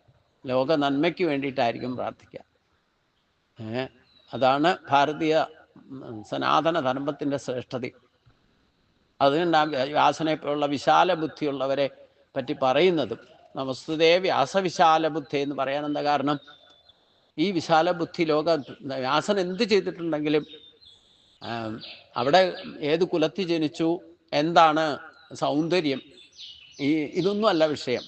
അവിടെ മനസ്സ് വിശാലമായിട്ട് ബുദ്ധിയോടുകൂടി പ്രവർത്തിച്ചു. അപ്പോൾ വിദ്വാനായവർക്ക് ഈ വിശേഷ ബുദ്ധി ഇല്ലെങ്കിൽ ഈ വിദ്വാനായിട്ട് പ്രവർത്തിക്കാൻ സാധിക്കൂ. ആ ദൈവീയ സമ്പത്തിനെ പോലും ദുർവിനിയോഗം ചെയ്തുകൊണ്ട് ഭൗതിക നേട്ടങ്ങൾക്ക് വേണ്ടി പ്രവർത്തിക്കുന്നതൊക്കെ അജ്ഞതയാണെന്നാണ് ഇവിടെ ഭഗവാൻ വ്യക്തമാക്കുന്നത് എന്നർത്ഥം. ഇനി അജ്ഞാനി ഫലത്തിൽ ആഗ്രഹമുള്ളവനും ഞാൻ ചെയ്യുന്നു എന്ന കർത്തൃത്വ അഭിമാനത്തോടു കൂടിയുമായിരിക്കും കർമ്മം ചെയ്യുന്നത്. ജ്ഞാനി ഫലത്തിൽ ആഗ്രഹമില്ലാത്തവനും ഞാനെന്ന ഭാവം വെടിഞ്ഞ് ലോക നന്മയ്ക്കായിക്കൊണ്ട് പ്രവർത്തിക്കുന്നവനുമായിരിക്കും. അതുകൊണ്ടാണ് ഈ തമ്മിലുള്ള വ്യത്യാസം മനസ്സിലാക്കണം. എന്താണ് അജ്ഞത, എന്താണ് വിദ്വാനാകുക എന്ന് പറയുന്നത്. അപ്പൊ അതുകൊണ്ട് ഭൗതിക നേട്ടങ്ങൾക്ക് വേണ്ടിയിട്ട് നമ്മൾ ഏതൊരു വിദ്യ പഠിച്ചിട്ടും അതിനു വേണ്ടിയിട്ട് ആസക്തിയോടുകൂടി പ്രവർത്തിച്ചാൽ അത് ശാശ്വതമല്ല. അതിൽ നിന്നൊക്കെ ഭോഗസുഖങ്ങളൊക്കെ കിട്ടിയാൽ തന്നെ താൽക്കാലികമായിരിക്കും. അത് പ്രേയസായിരിക്കും, പ്രത്യക്ഷമായിരിക്കും, കുറച്ച് കഴിയുമ്പോൾ അപ്രത്യക്ഷമാണ്. അതാണ് ഞാൻ പറഞ്ഞത്, നിങ്ങൾ ഗുരുവായൂരപ്പനോട് പ്രാർത്ഥിച്ച് ഇഷ്ടഭോഗങ്ങൾ നേടിയാൽ പോലും അതേ കാരണം കൊണ്ട് ദുഃഖിക്കേണ്ടി വരും. സന്തതി ചോദിച്ചാൽ സന്തതിയൊക്കെ കിട്ടും, ആത്മാർത്ഥമായിട്ട് പറഞ്ഞാൽ കേൾക്കും ഭഗവാൻ. തഥാസ്തുന്നേ ഭഗവാന്റെ അനുഗ്രഹമുള്ളൂ. ഇപ്പം കിട്ടുന്നോ പിന്നെ തരാമെന്നോ ഒന്നും പറയുന്ന പ്രശ്നമില്ല. നിങ്ങൾ ആത്മാർത്ഥമായിട്ട് പ്രാർത്ഥിച്ചാൽ ആ കാര്യം സദാ തദ്ഭാവഭാവിത, ഏതേത് ഭാവത്തിൽ നിങ്ങൾ ഭജിക്കുന്നോ അതാത് ഭാവത്തിൽ അനുഗ്രഹിക്കും. പക്ഷേ അതേ ഇഷ്ടഭാവം കൊണ്ട് നിങ്ങൾ ദുഃഖിക്കേണ്ടി വരും. നേരിട്ട് അനുഭവിച്ചിട്ടുണ്ട്, അല്ലെങ്കിൽ അനുഭവിച്ചെന്ന് പറഞ്ഞാൽ അങ്ങനെ അനുഭവം ഉള്ളവരെ നേരിട്ട് കണ്ടിട്ടുണ്ട്. സന്തതി വേണമെന്ന് പറഞ്ഞിട്ട് പ്രാർത്ഥിച്ചുണ്ടായി, കുട്ടികളുണ്ടായി, അവസാനം ഇങ്ങനെയുള്ള കുട്ടികൾ ഉണ്ടാകാതിരിക്കുമായിരുന്നു നല്ലതെന്ന് പറഞ്ഞ അമ്മമാരെയും അച്ഛന്മാരെയൊക്കെ ഞാൻ കണ്ടിട്ടുണ്ടെന്നർത്ഥം. കാരണം ഇന്ന് കാലത്തിൻ്റെ ഗതി അതാണ്. അതുകൊണ്ട് അങ്ങനെ അതൊരു ഉദാഹരണം പറഞ്ഞതേ ഉള്ളൂ. ഇങ്ങനെ അനേകമാണ്. നമ്മൾ ഇഷ്ടഭോഗങ്ങൾ എന്ത് കിട്ടിയാലും വേണ്ടില്ല, അവിശ്വസിദ്ധിക്കായിക്കൊണ്ട് പ്രാർത്ഥിച്ചാൽ അത് താൽക്കാലികമായിട്ടുള്ള, അത് എന്തിനാ നൽകുന്നതെന്നും കൂടി ഭഗവാൻ 7-ാം അധ്യായത്തിൽ ക്ലാരിഫൈ ചെയ്ത് തരുന്നുണ്ട്. എന്തിനാണ് നൽകുന്ന ഇഷ്ടഭോഗങ്ങൾ ചോദിച്ചിട്ട് തരുന്നത് എന്തിനാ? ഫലേച്ഛയോടു കൂടിയാണെങ്കിലും ആദ്യം ഭജിക്കാൻ ഒരു മാർഗം വേണ്ടേ? ഫലം കിട്ടുന്നുള്ള പ്രതീക്ഷയിലും, പ്രാർത്ഥിച്ചാൽ എന്ന കാര്യം നടക്കുന്നുള്ള പ്രതീക്ഷയിലെങ്കിലും ഭഗവാന്റെ അടുത്തേക്ക് പോവുമല്ലോ. ഭക്തിയിൽ ദൃഢതയുണ്ടാക്കാൻ വേണ്ടിയിട്ടാണ് ചോദിക്കുന്നതൊക്കെ കൊടുക്കുന്നതെന്ന് പറഞ്ഞു. പക്ഷെ അത് ശാശ്വതമല്ല എന്നും ക്ലാരിഫൈ ചെയ്തിട്ടുണ്ട്. അതിനെയാണ് പ്രേയസ്. എന്ത് നിങ്ങൾ ഇഷ്ടമുള്ള ദേവതയെ ഭജിച്ചോളൂ. യോ യാം തൻ ഭക്തക. ആ ഇഷ്ടമുള്ള ദേവതയിലൂടെ ഞാൻ തന്നെയായിരിക്കും നിങ്ങൾക്ക് ആവശ്യമുള്ളതൊക്കെ നൽകുക, ഇഷ്ടഭോഗങ്ങളെ നൽകുക. പക്ഷെ അങ്ങനെ കിട്ടുന്നതൊന്നും ശാശ്വതമല്ല എന്നും പറഞ്ഞിട്ടുണ്ട്. പ്രേയസായിരിക്കും, പ്രത്യക്ഷമായിരിക്കും, താൽക്കാലികമായിരിക്കും എന്നൊക്കെ കൃത്യമായിട്ട് പറയുന്നുണ്ട്. എന്നെ ഭജിച്ചാൽ എന്നിലെത്താന്നാ പറയും. അവിടെ ഭൗതിക നേട്ടം. അതാണ് ഭഗവാന്റെ ശക്തി എന്താന്ന് മനസ്സിലാക്കുന്നവനാണ് യഥാർത്ഥ വിദ്വാൻ, വിവേകി. അതാണ് വിശേഷജ്ഞാനം. ആ വിശേഷജ്ഞാനം ഗ്രഹിപ്പിക്കാൻ വേണ്ടിയിട്ടാണ് ഭഗവാൻ വിഗ്രഹ രൂപത്തിലിരിക്കുന്നത്. എത്ര പേർക്കറിയാം? ആ വിഗ്രഹം പ്രതിഷ്ഠിച്ച് ഇനി 7-ാം അധ്യായത്തിലേക്ക് ചെല്ലുമ്പോൾ പറയുന്നത് അഷ്ടബന്ധം ഇട്ട് ഉറപ്പിച്ചിരിക്കുക വിഗ്രഹം, അല്ലേ? നമ്മുടെ ശരീരവും ജീവനെയും ചേർത്ത് വെച്ചിരിക്കുന്ന അഷ്ടബന്ധം ഇട്ടാ. ഭൂമിരാപോ അനലോ വായുഖം മനോ ബുദ്ധിരേവജ അഹങ്കാരം ഇതീയമ്മേ ഭിന്ന പ്രഗതി അഷ്ടത. ഇതേ സിസ്റ്റമാണ് ഒരു വിഗ്രഹം പീഠത്തോടൊപ്പം അഷ്ടബന്ധമായിട്ട് ഉറപ്പിച്ചിരിക്കുന്നത്. അതും പ്രകൃതിയിൽ നിന്നെടുത്ത നമ്മുടെ ശരീരത്തിലെ അപരാശക്തിയാകുന്ന ശരീരവും ജീവനെയും അഷ്ടബന്ധം ഇട്ട് ഉറപ്പിച്ചിരിക്കുക. ഇത് 5 പ്രത്യക്ഷമാണ്. ഭൂമിരാപോ അനലോ വായു. അതിൻ്റെ ഗുണം തന്മാത്രകളെ കൊണ്ടാണ് ശരീരത്തിൻ്റെ നിർമ്മിതി. പിന്നെ അവ്യക്ത സ്വരൂപമായിരിക്കുന്ന ഭഗവാന്റെ ശക്തിയാണ് മനസ്സും ബുദ്ധിയും അഹങ്കാരവും. ഇത് അവ്യക്ത സ്വരൂപ. ഇത് ചൈതന്യമക്താക്കുന്നത് ജീവനാണ്. അപ്പൊ ഈ അഷ്ടബന്ധമായിട്ട് ഉറപ്പിച്ചിരിക്കുകയാണ്. ഇതേ തത്വത്തിലാണ് ഒരു വിഗ്രഹം പീഠത്തോടൊപ്പം പ്രകൃതി തത്വങ്ങളെ കൊണ്ട് 8 കൂട്ടം ചേർത്ത ബന്ധനമാണ് അഷ്ടബന്ധം. ഒരു വശയാണ്. അതിട്ട് ഉറപ്പിച്ചാൽ, ശരിക്കുള്ള അഷ്ടബന്ധം ഇട്ട് ഉറപ്പിച്ചാൽ 10 വർഷം വരെ അതിന് ഗ്യാരണ്ടി ഉണ്ട്. പക്ഷെ ഇന്നുള്ളതൊക്കെ കിട്ടുന്ന ഡ്യൂപ്ലിക്കേറ്റ് ആയതുകൊണ്ട് 3 വർഷത്തിൽ കൂടുതൽ നിൽക്കില്ല. അപ്പൊ ക്ഷേത്ര ദർശനത്തിന്റെ പരമാവധി ലക്ഷ്യം എന്താ? നമുക്ക് വിശേഷജ്ഞാനം വിദ്വാനാക്കാൻ വേണ്ടിയിട്ടാ ക്ഷേത്ര ദർശനം. അത് കണ്ട് തൊഴുത് എപ്രകാരമാണോ വിഗ്രഹം പീഠത്തോടൊപ്പം അഷ്ടബന്ധമിട്ട് ഉറപ്പിച്ചിരിക്കുന്നത്, അതേ കണ്ട് തൊഴുത് അതേപോലെ ഉറച്ചൊരു മനസ്സിനുടമയാകണം. അതാണ് ക്ഷേത്ര ദർശനത്തിന്റെ പരമമായ ലക്ഷ്യം. മനസ്സ് ഉറച്ചാലേ ബുദ്ധി ഉറക്കൂ, ബുദ്ധി ഉറച്ചാലേ ആ ആത്മശക്തി ചൈതന്യവത്തായി മാറും. ഈ 3 ശക്തിയാണ് MBA എന്ന് ഞാൻ പറയാം: മനസ്സ്, ബുദ്ധി, അഹങ്കാരം. ഇതാണ് ത്രിവിധ ശക്തി, ഈശ്വരന്റെ ശക്തി നമ്മുടെ കയ്യിലുള്ളത്. അതിനെ ശരിക്കും അനുഭവിച്ചറിഞ്ഞാൽ അവൻ വിദ്വാനാകും. അതാണ് വിശേഷജ്ഞാനം. അതറിയാൻ വേണ്ടിയിട്ടാണ് ക്ഷേത്രത്തിൽ ഭഗവാൻ വിഗ്രഹ രൂപത്തിലിരിക്കുന്നത്. അത് ഏറ്റവും വലിയ മഹത്വം എന്താന്ന് ചോദിച്ചു കഴിഞ്ഞാൽ, പരശുരാമൻ ഈ കേരളത്തിലെ ക്ഷേത്രാചാരങ്ങളും ക്ഷേത്രത്തിന്റെ പരികല്പനയൊക്കെ മനുഷ്യ ശരീരവുമായിട്ട് ബന്ധപ്പെടുത്തിയായിട്ടാണ് ഒരു സംസ്കാരം ഉണ്ടാക്കി തന്നത്. ക്ഷേത്രാചാരങ്ങളും അതെ, ക്ഷേത്ര സങ്കല്പം പോലും മനുഷ്യ ശരീരത്തിന്റെ രൂപത്തിലാണ്. പക്ഷേ അത് വേണ്ട വിധത്തിൽ ഇവിടെയുള്ളവരും മനസ്സിലാക്കാതിരിക്കുന്നത് അജ്ഞതയാണ്. അതുകൊണ്ട് ആരും വിദ്വാൻമാരാകുന്നില്ല അത് ഫോളോ ചെയ്താലും. പിന്നെ അതിനെ ചോദ്യം ചെയ്തുകൊണ്ട് അടക്കുക. അപ്പൊ അതുകൊണ്ട് യഥാർത്ഥ ആചാരങ്ങളെ അനാചാരങ്ങളായിട്ട് കണക്കാക്കുന്നത് എന്തുകൊണ്ടാ? അവിദ്യ സ്വരൂപം കൊണ്ടാ, അവിദ്യ അജ്ഞത കൊണ്ടാണെന്നർത്ഥം. അതുകൊണ്ട് ഇവിടെ ഭഗവാൻ പറയുന്നത്, സക്ത കർമ്മണ്യ വിദ്വാംസ യഥാ കുർവന്തി ഭാരത കുര്യാം തിതാം തഥാസക്ത തിതാം തഥാസക്ത ചികേഷു ലോക സംഗ്രഹം. അജ്ഞാനികൾ എങ്ങനെ പെരുമാറുന്നു എന്ന് പറഞ്ഞു. എന്നാൽ അതേ പ്രകാരം വിദ്വാനായ പെരുമാറാൻ എന്തുണ്ടായും അല്ലേ? അജ്ഞത കൊണ്ട് നമ്മളൊക്കെ സാധാരണ ഭൗതിക ഭോഗസുഖങ്ങൾക്ക് വേണ്ടിയിട്ട് ആസക്തിയില്ല. അതിൽ എത്ര കണ്ട് ആസക്തി വയ്ക്കായ ഭൗതിക ഭോഗസുഖങ്ങൾ എത്ര കിട്ടിയാലും മതി വരാത്ത അവസ്ഥയാണ് ഈ ആസക്തി എന്ന് പറയുന്നത്. ആ ആസക്തിയോട് കൂടി അജ്ഞാനികൾ പ്രവർത്തിക്കൂ. എന്നാൽ അതേ സ്ഥാനത്ത് വിദ്വാനായവൻ എല്ലാ കാര്യങ്ങളും ചെയ്യും, പക്ഷെ ആസക്തി ഇല്ലാതെ ചെയ്യും. എന്ന് മാത്രമല്ല, അവന്റെ ചിന്തയും വാക്കും പ്രവൃത്തിയും ഒക്കെ ലോക നന്മയ്ക്ക് ലക്ഷ്യമാക്കിക്കൊണ്ടായിരിക്കും. ഇപ്പൊ ഒരു കാര്യം ഒരു വിധത്തിൽ ചെയ്താൽ നന്മയിലേക്കും അതേ കാര്യം മറ്റൊരു വിധത്തിൽ ചെയ്താൽ തിന്മയിലേക്കും പോകുമെന്ന് പറയുന്നത് അതുകൊണ്ടാണ്. ഇപ്പൊ വിദ്വാനായവനും അജ്ഞാനിയും ചെയ്യുന്ന ഒരേ കാര്യമാണ് അല്ലേ? നിരീശ്വരവാദി ചെയ്യണതും ഈശ്വരവാദി ചെയ്യണതും ഒരേ കാര്യമാണ്.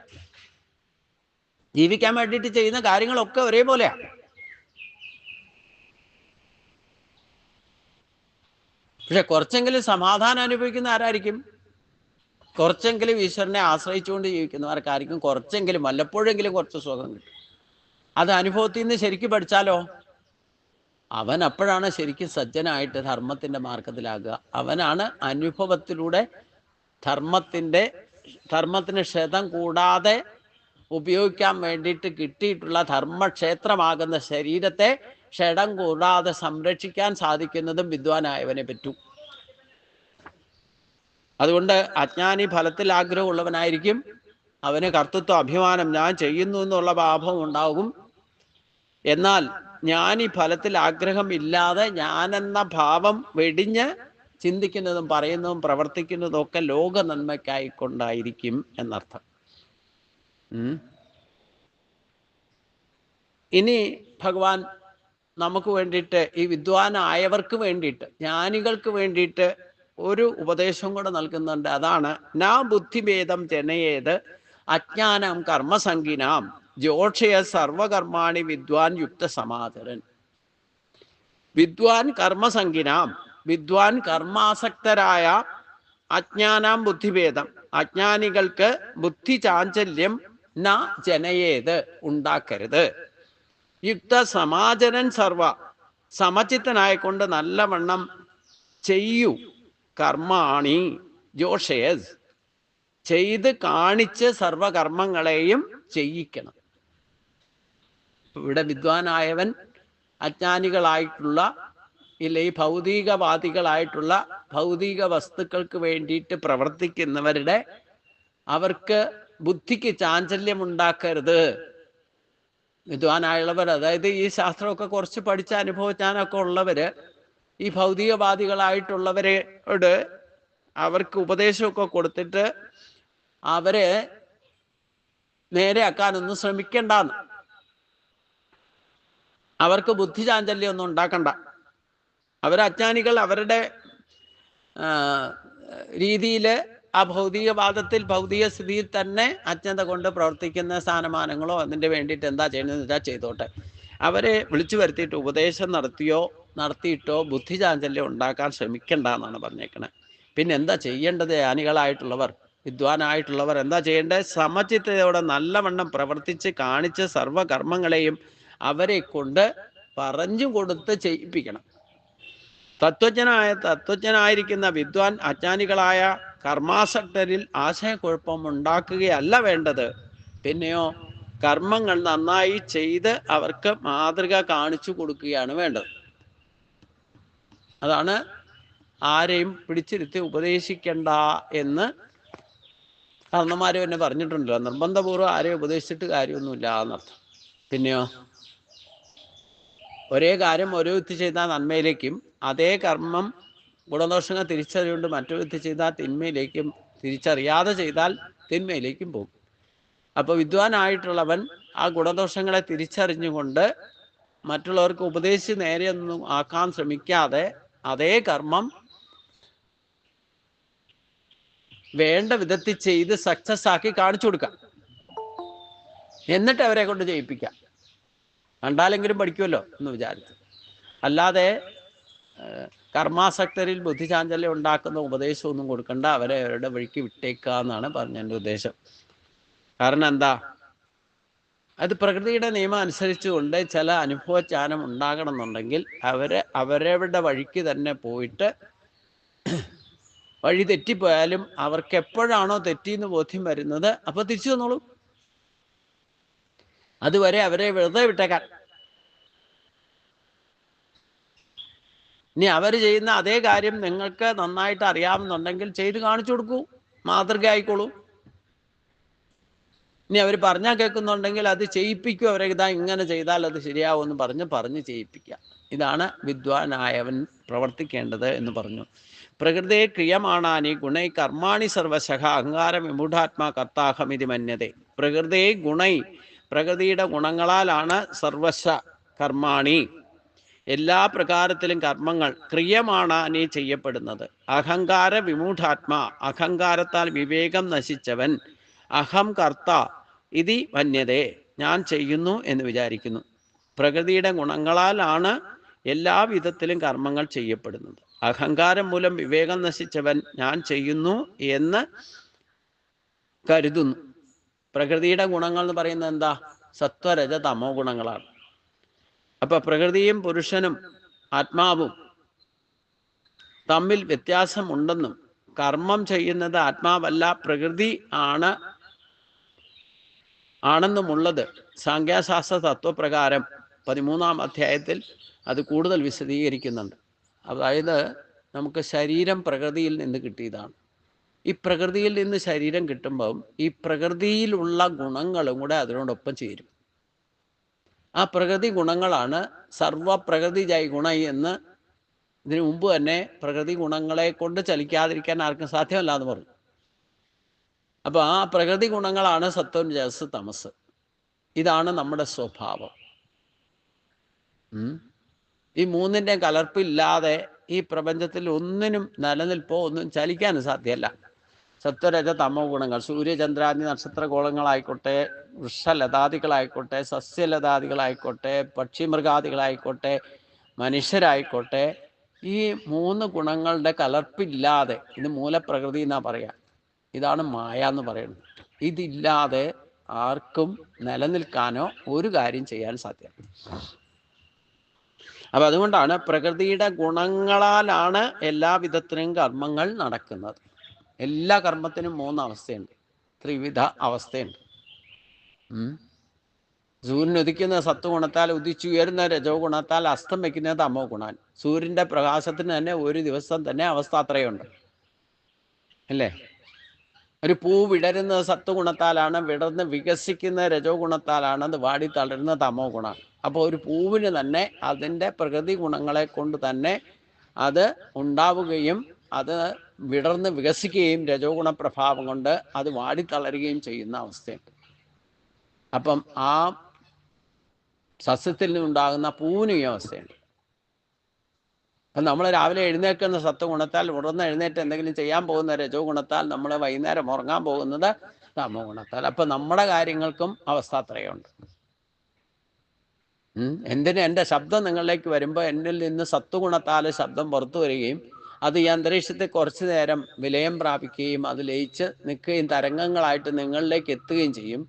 അത് കഴിഞ്ഞാൽ ആ ശബ്ദം ഇവിടെ നിൽക്കുന്നുണ്ടോ, വീണ്ടും പ്രകൃതിയിലേക്ക് ലയിച്ചു. അപ്പം ഈ ശബ്ദബ്രഹ്മത്തിന് പോലും അവസ്ഥാത്രയമുണ്ട്. നമ്മളിലൊരു ചിന്ത ഉടലെടുക്കുന്നത് സത്വഗുണത്താലാണ്, അത് വളർന്ന് വലുതാകുന്നത് രജോ ഗുണത്താലാണ്, ആ ചിന്ത പ്രകൃതിയിലേക്ക് പോയി ലയിക്കുന്നത് തമോ ഗുണത്താലാണ്. അപ്പൊ പ്രകൃതി ഗുണങ്ങളെ കൊണ്ടാണ് സകല ചലനങ്ങളും ഈ ഭൂമിയിൽ സംഭവിക്കുന്നത്. അത് അന്ധവിശ്വാസികളായിട്ടുള്ള അജ്ഞര് ചെയ്താലും വേണ്ടില്ല, ജ്ഞാനികളായിട്ടുള്ള വിദ്വാൻമാർ ചെയ്താലും വേണ്ടില്ല. സർവപ്രകൃതിയെ ഗുണേ, പ്രകൃതിയുടെ ഗുണങ്ങൾ സത്വരജ തമോ ഗുണങ്ങളാണ്. പ്രകൃതിയും പുരുഷനും നിലനിൽക്കുന്നത് ആത്മാവും തമ്മിൽ വ്യത്യാസമുണ്ടെന്നും കർമ്മം ചെയ്യുന്നത് ആത്മാവല്ല. അതായത് പുരുഷൻ എന്ന് പറയുന്നത് സ്ഥായിയായിട്ട് നിൽക്കുന്ന ഈശ്വരന്റെ ചൈതന്യമാണ്. ആ ചൈതന്യത്തെ ശരീരമാകുന്ന പ്രകൃതി വസ്തുവിലൂടെ ചലിപ്പിക്കുമ്പം അതിന് അവസ്ഥാത്രയം സംഭവിക്കും. അതാണ് വ്യത്യാസം. ആത്മാവ് അനങ്ങുന്നില്ല, ആത്മാവ് പ്രകൃതി വസ്തുവായിരിക്കുന്ന ശരീരത്തെ ചലിപ്പിക്കുന്നത്. സാഖ്യശാസ്ത്ര തത്വം അനുസരിച്ചുകൊണ്ടാണ് അത് വിശദീകരിക്കുന്നത് 13-ാം അധ്യായത്തിൽ ശാസ്ത്രീയം ശരീരശാസ്ത്രം പറയുന്നുണ്ട്, അതിൽ പറയുന്നുണ്ടെന്നാണ് പറയുന്നത്.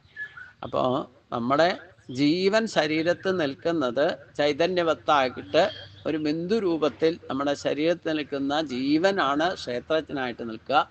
ഈ ശരീരത്തിലെ എല്ലാ പ്രവർത്തനങ്ങളും നടക്കുന്നത് സത്വരജ തമോ ഗുണത്തിൻ്റെ പ്രഭാവം, നമ്മുടെ സ്വഭാവമടക്കം ഈ സത്വരജ തമോ ഗുണങ്ങൾക്ക് അനുസൃതമായിക്കൊണ്ടായിരിക്കും പ്രകടമാക്കുക.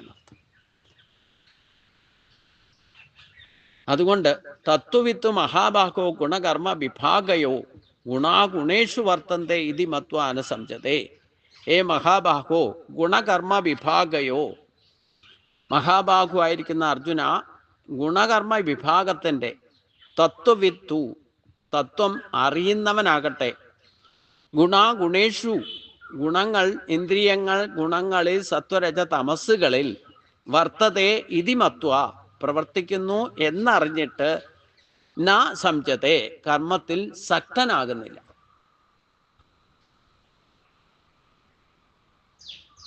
അപ്പൊ നമ്മളിലാണെങ്കിലും നമ്മുടെ സ്വഭാവം സത്വരജ തമോ ഗുണങ്ങളിലാണ് നിലനിൽക്കുന്നത്. സ്വഭാവം പോലും പ്രകടമാകുന്നത് സത്വരജ തമോ ഗുണങ്ങളാണ്. അപ്പൊ ഈ ഗുണത്തിന്റെ ഭേദത്തെ നമ്മൾ തിരിച്ചറിയണം. എന്നിട്ട് ഈ പ്രകൃതിയിൽ സത്വരജ തമോ ഗുണങ്ങളുടെ പ്രഭാവം ഈ സൂര്യചന്ദ്രാദി നക്ഷത്രഗോളങ്ങളിലും സസ്യലതാദികളും പക്ഷി മൃഗാദികളിലും നമ്മളിലും എങ്ങനെ പ്രവർത്തിക്കുന്നു, അതിൻ്റെ വേരിയേഷൻസിൻ്റെ അതിൻ്റെ വിഭാഗത്തെ താത്വികമായിട്ട് മനസ്സിലാക്കണം എന്നാണ് ഭഗവാൻ പറഞ്ഞത്. അത് മനസ്സിലാക്കിയാൽ സത്വരജ തമോ ഗുണങ്ങളുടെയും കർമ്മങ്ങളുടെയും വിഭാഗത്തിൻ്റെ തത്വം അറിയുന്നവൻ ഇന്ദ്രിയങ്ങൾ ഗുണങ്ങളിൽ വ്യാപരിക്കുന്നതിൻ്റെ ഫലമാണ് കർമ്മങ്ങൾ എന്നറിയും. അതറിയുന്നവൻ കർമ്മങ്ങളിൽ സക്തനാകുന്നില്ല. അപ്പം നിങ്ങൾ എത്ര കിടന്നുറങ്ങിക്കോളാൻ പറഞ്ഞോളൂ, തമസാണ് ഉറക്കത്തിൻ്റെ പ്രേരണ നൽകുന്നത്. ഉറക്കത്തിന് നമ്മളെ സഹായിക്കുന്നത് തമോ ഗുണമാണ്. എന്നാൽ എത്ര നേരം കിടന്നുറങ്ങാൻ പറ്റും? നിങ്ങൾ തമോ ഗുണത്തെ ആശ്രയിച്ച് കിടന്നുറങ്ങുക. ഇനി ഞാൻ എണീക്കില്ല, കിടന്നുറങ്ങണം, മുജുകുന്ദൻ്റെ കൂട്ടർ കിടന്നുറങ്ങണം തീരുമാനിച്ചാൽ നിങ്ങൾക്ക് എത്ര നേരം കിടന്നുറങ്ങാൻ പറ്റും? ഇതൊക്കെ പരീക്ഷിച്ചോളൂ, അനുഭവിച്ചറിയണം. ഇതൊക്കെ ഒരു ദിവസത്തിൽ തന്നെ 15 മണിക്കൂർ പ്രകൃതിയിൽ തമോ ഗുണത്തിന്റെ ആധിക്യമുണ്ട്. 15 മണിക്കൂർ നിങ്ങൾക്ക് കിടന്നുറങ്ങാൻ പറ്റും?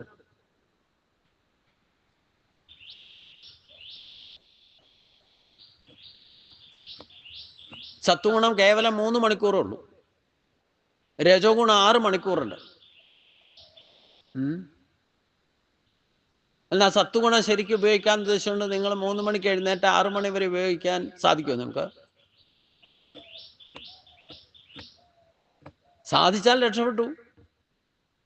രജോ ഗുണം, നമ്മൾ എന്തെങ്കിലും പ്രവൃത്തി ചെയ്യണമെങ്കിൽ രജോ ഗുണ പ്രഭാവം ഉണ്ടാകണം. അത് നമ്മളിൽ പെർഫെക്റ്റ് കർമ്മശീലത കൂട്ടണമെങ്കിൽ സൂര്യൻ ഉദിച്ചതിന് ശേഷം ഉണ്ടാവുള്ളൂ.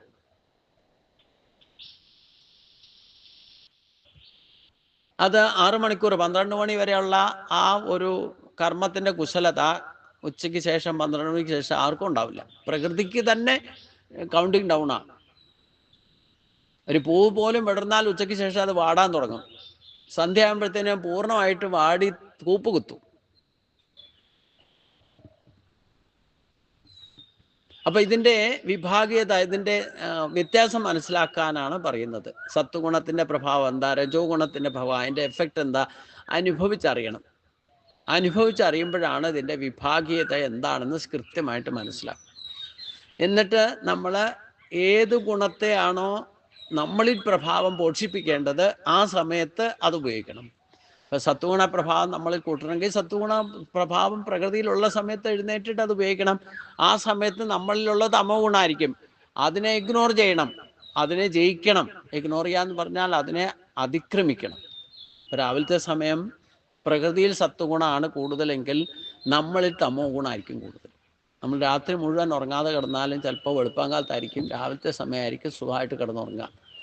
അപ്പോൾ അലാറം വച്ചാലും അത് ഓഫ് ചെയ്തിട്ടൊക്കെ എഴുന്നേക്കാൻ കിടക്കാൻ തോന്നുന്നത് തമസ് നമ്മളിൽ കൂടുതലുള്ളതുകൊണ്ട്. തമസ്സിൻ്റെ പ്രതീകാത്മകമാണ് അജ്ഞത എന്ന് പറയുന്നത്. അതിനെ ജയിക്കണേ എങ്ങനെയാ? തമസിനെ ജയിക്കാനുള്ള വസ്തു ഈശ്വരൻ സൃഷ്ടിച്ചു വെച്ചിട്ടുണ്ട്. ജലത്തെ ആശ്രയിച്ചാൽ മതി. തണുത്ത ജലം കുടിക്കുക, ഇല്ലെങ്കിൽ കാലും മുഖവും കയ്യും ഒന്ന് കഴുകുക, ഇല്ലെങ്കിൽ ഒരു കുടം വെള്ളം തലയിൽ ഒഴിക്കുക. അപ്പോൾ തമസിനെ ജയിക്കാൻ സാധിക്കും. തമോ ഗുണത്തെ ഒരിക്കലും വർദ്ധിപ്പിക്കുന്ന ഒരു സമയത്തും പ്രവർത്തിക്കരുത്. തമസിനെ ഒരിക്കലും പ്രൊമോട്ട് ചെയ്യരുത്, അതിനെ പോഷിപ്പിക്കരുത്. എന്നാൽ തമസില്ലാതെ ജീവിക്കാൻ പറ്റില്ല. അത് വിശ്രമിക്കേണ്ട സമയത്ത് മാത്രം ഉപയോഗിക്കുക. രാത്രി കാലത്ത് മാത്രമേ തമസിനെ ഉപയോഗിക്കാവുള്ളൂ എന്നർത്ഥം. നിവർത്തിയുള്ളിടത്തോളം പകലും കിടന്നുറങ്ങാതിരിക്കാൻ ശ്രദ്ധിക്കണം എന്നർത്ഥം. രജോ ഗുണത്തിൻ്റെ ആധിക്യമുള്ള സമയത്ത് എന്ത് ജോലിയും കുശലതയോടെ ചെയ്യുക, ഉത്സാഹത്തോടെ ചെയ്യുക. അപ്പൊ കർമ്മത്തിന് നമുക്ക് ഈ 3 ഗുണങ്ങളുടെ ശ്രേഷ്ഠത എന്താണെന്ന് തിരിച്ചറിയുകയും അതിൻ്റെ പ്രഭാവം എന്താണെന്നും അതിൻ്റെ വിഭാഗം വ്യത്യാസം എന്താണെന്നും കൂടെ തിരിച്ചറിഞ്ഞിട്ട് നമ്മൾ ഓരോ കാര്യം ചെയ്യുമ്പോഴും ഈ പ്രകൃതി ഗുണങ്ങളുടെ സ്വാധീനമില്ലാതെ ഒരു കാര്യവും ചെയ്യാൻ സാധ്യമല്ല. സത്വഗുണത്തിൽ നിന്നാണ് അറിവ്, കർമ്മ കുശലത രജോ ഗുണത്തിൽ നിന്നാണ് കിട്ടുക, തമോ ഗുണത്തിൽ നിന്നാണ് ആ കർമ്മത്തിൻ്റെ പൂർത്തീകരണം സംഭവിക്കുക. അപ്പോൾ 3 ഇല്ലാതെ പറ്റില്ല. അപ്പോൾ ആദ്യം സത്വഗുണത്തിൽ നിന്ന് ആ കർമ്മം ചെയ്യാനുള്ള അറിവ് നേടിക്കൊണ്ട് രജോ ഗുണത്തിൽ അത് കൃത്യമായിട്ട് ഉപയോഗിക്കുക. അപ്പോൾ ആ കർമ്മത്തിൻ്റെ പൂർത്തീകരണം യഥാർത്ഥ ഫലത്തിലേക്ക് എത്തിക്കും. ഇങ്ങനെ സത്വരജ തമോ ഗുണങ്ങളുടെയും കർമ്മങ്ങളുടെയും വിഭാഗ തത്വം അറിയണം. ഇത് അനുഭവിച്ചറിഞ്ഞാൽ തന്നെ, പുസ്തകത്തിൽ നിന്ന് ഞാൻ പറയുന്നത് കേട്ടാലും നിങ്ങൾക്ക് മനസ്സിലാവില്ല.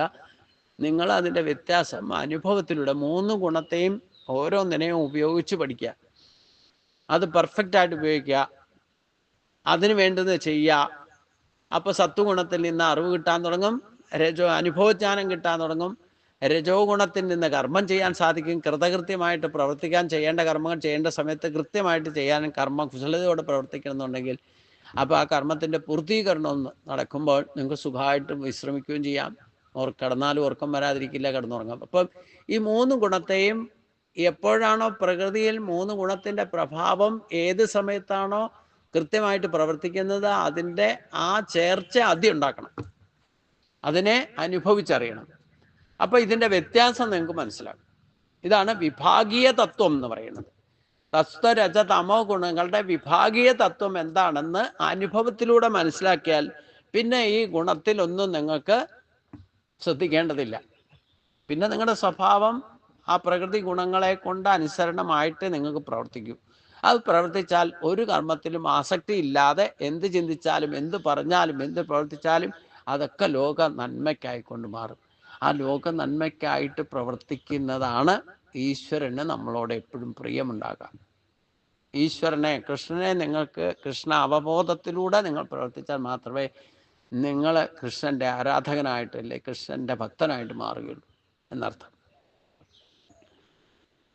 പിന്നെ ഈ കർമ്മം ചെയ്തുകൊണ്ടിരിക്കും, പക്ഷെ കർമ്മത്തിലൊന്നും ആസക്തിയുണ്ട്.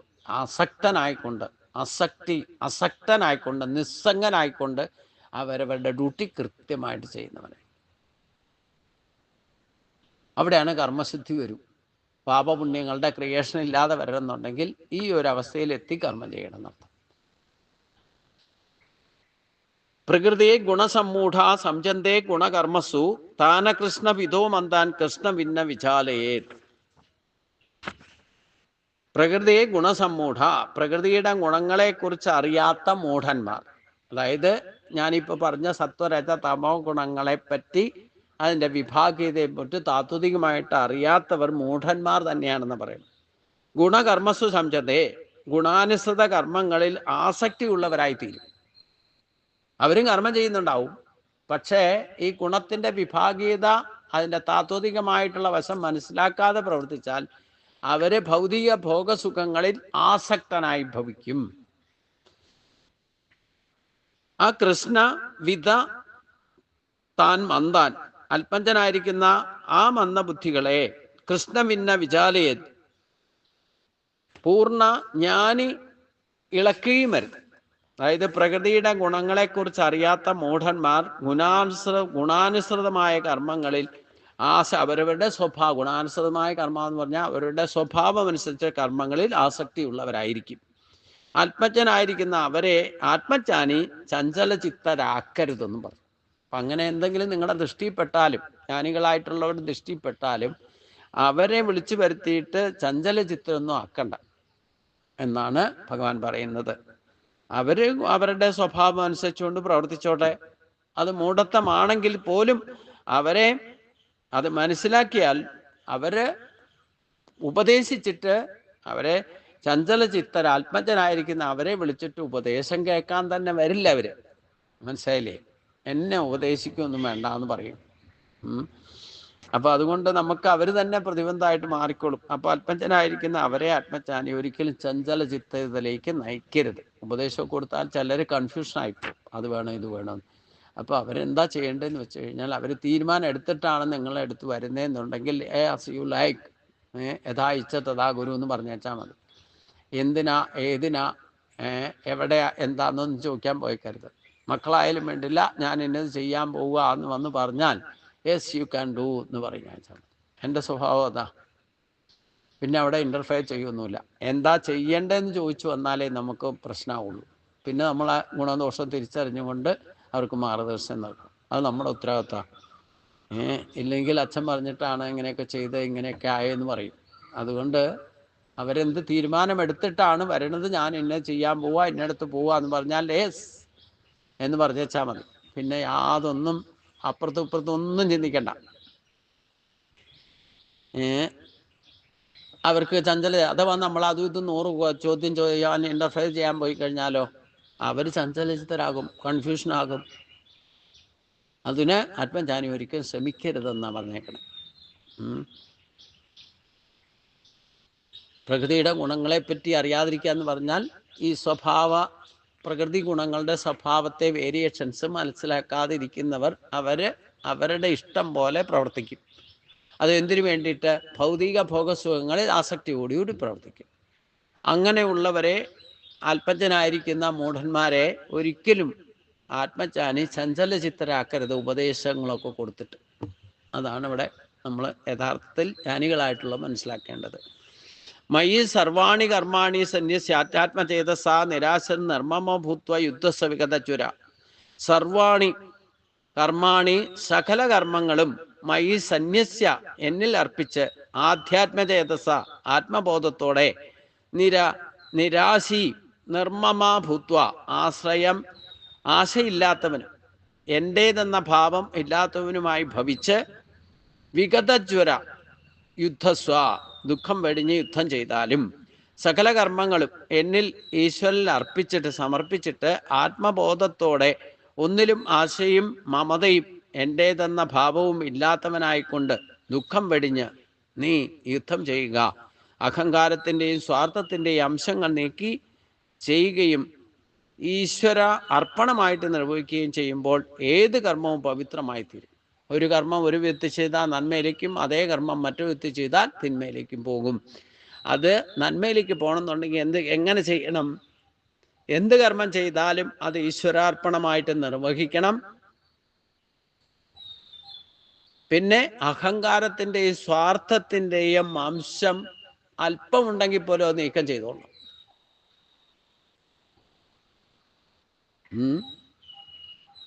പൂർണ്ണമായിട്ട് എല്ലാ കർമ്മങ്ങളും ഈശ്വരനിൽ സമർപ്പിച്ചുകൊണ്ട് ആത്മബോധത്തോടെ, ഇതാണ് നോട്ട് ചെയ്യേണ്ട പോയിന്റ്, ആത്മബോധത്തോടു കൂടി ആത്മബോധം ഉണ്ടായാൽ മാത്രമേ ആശയും മമതയും ഇല്ലാതെ വരികയുള്ളൂ.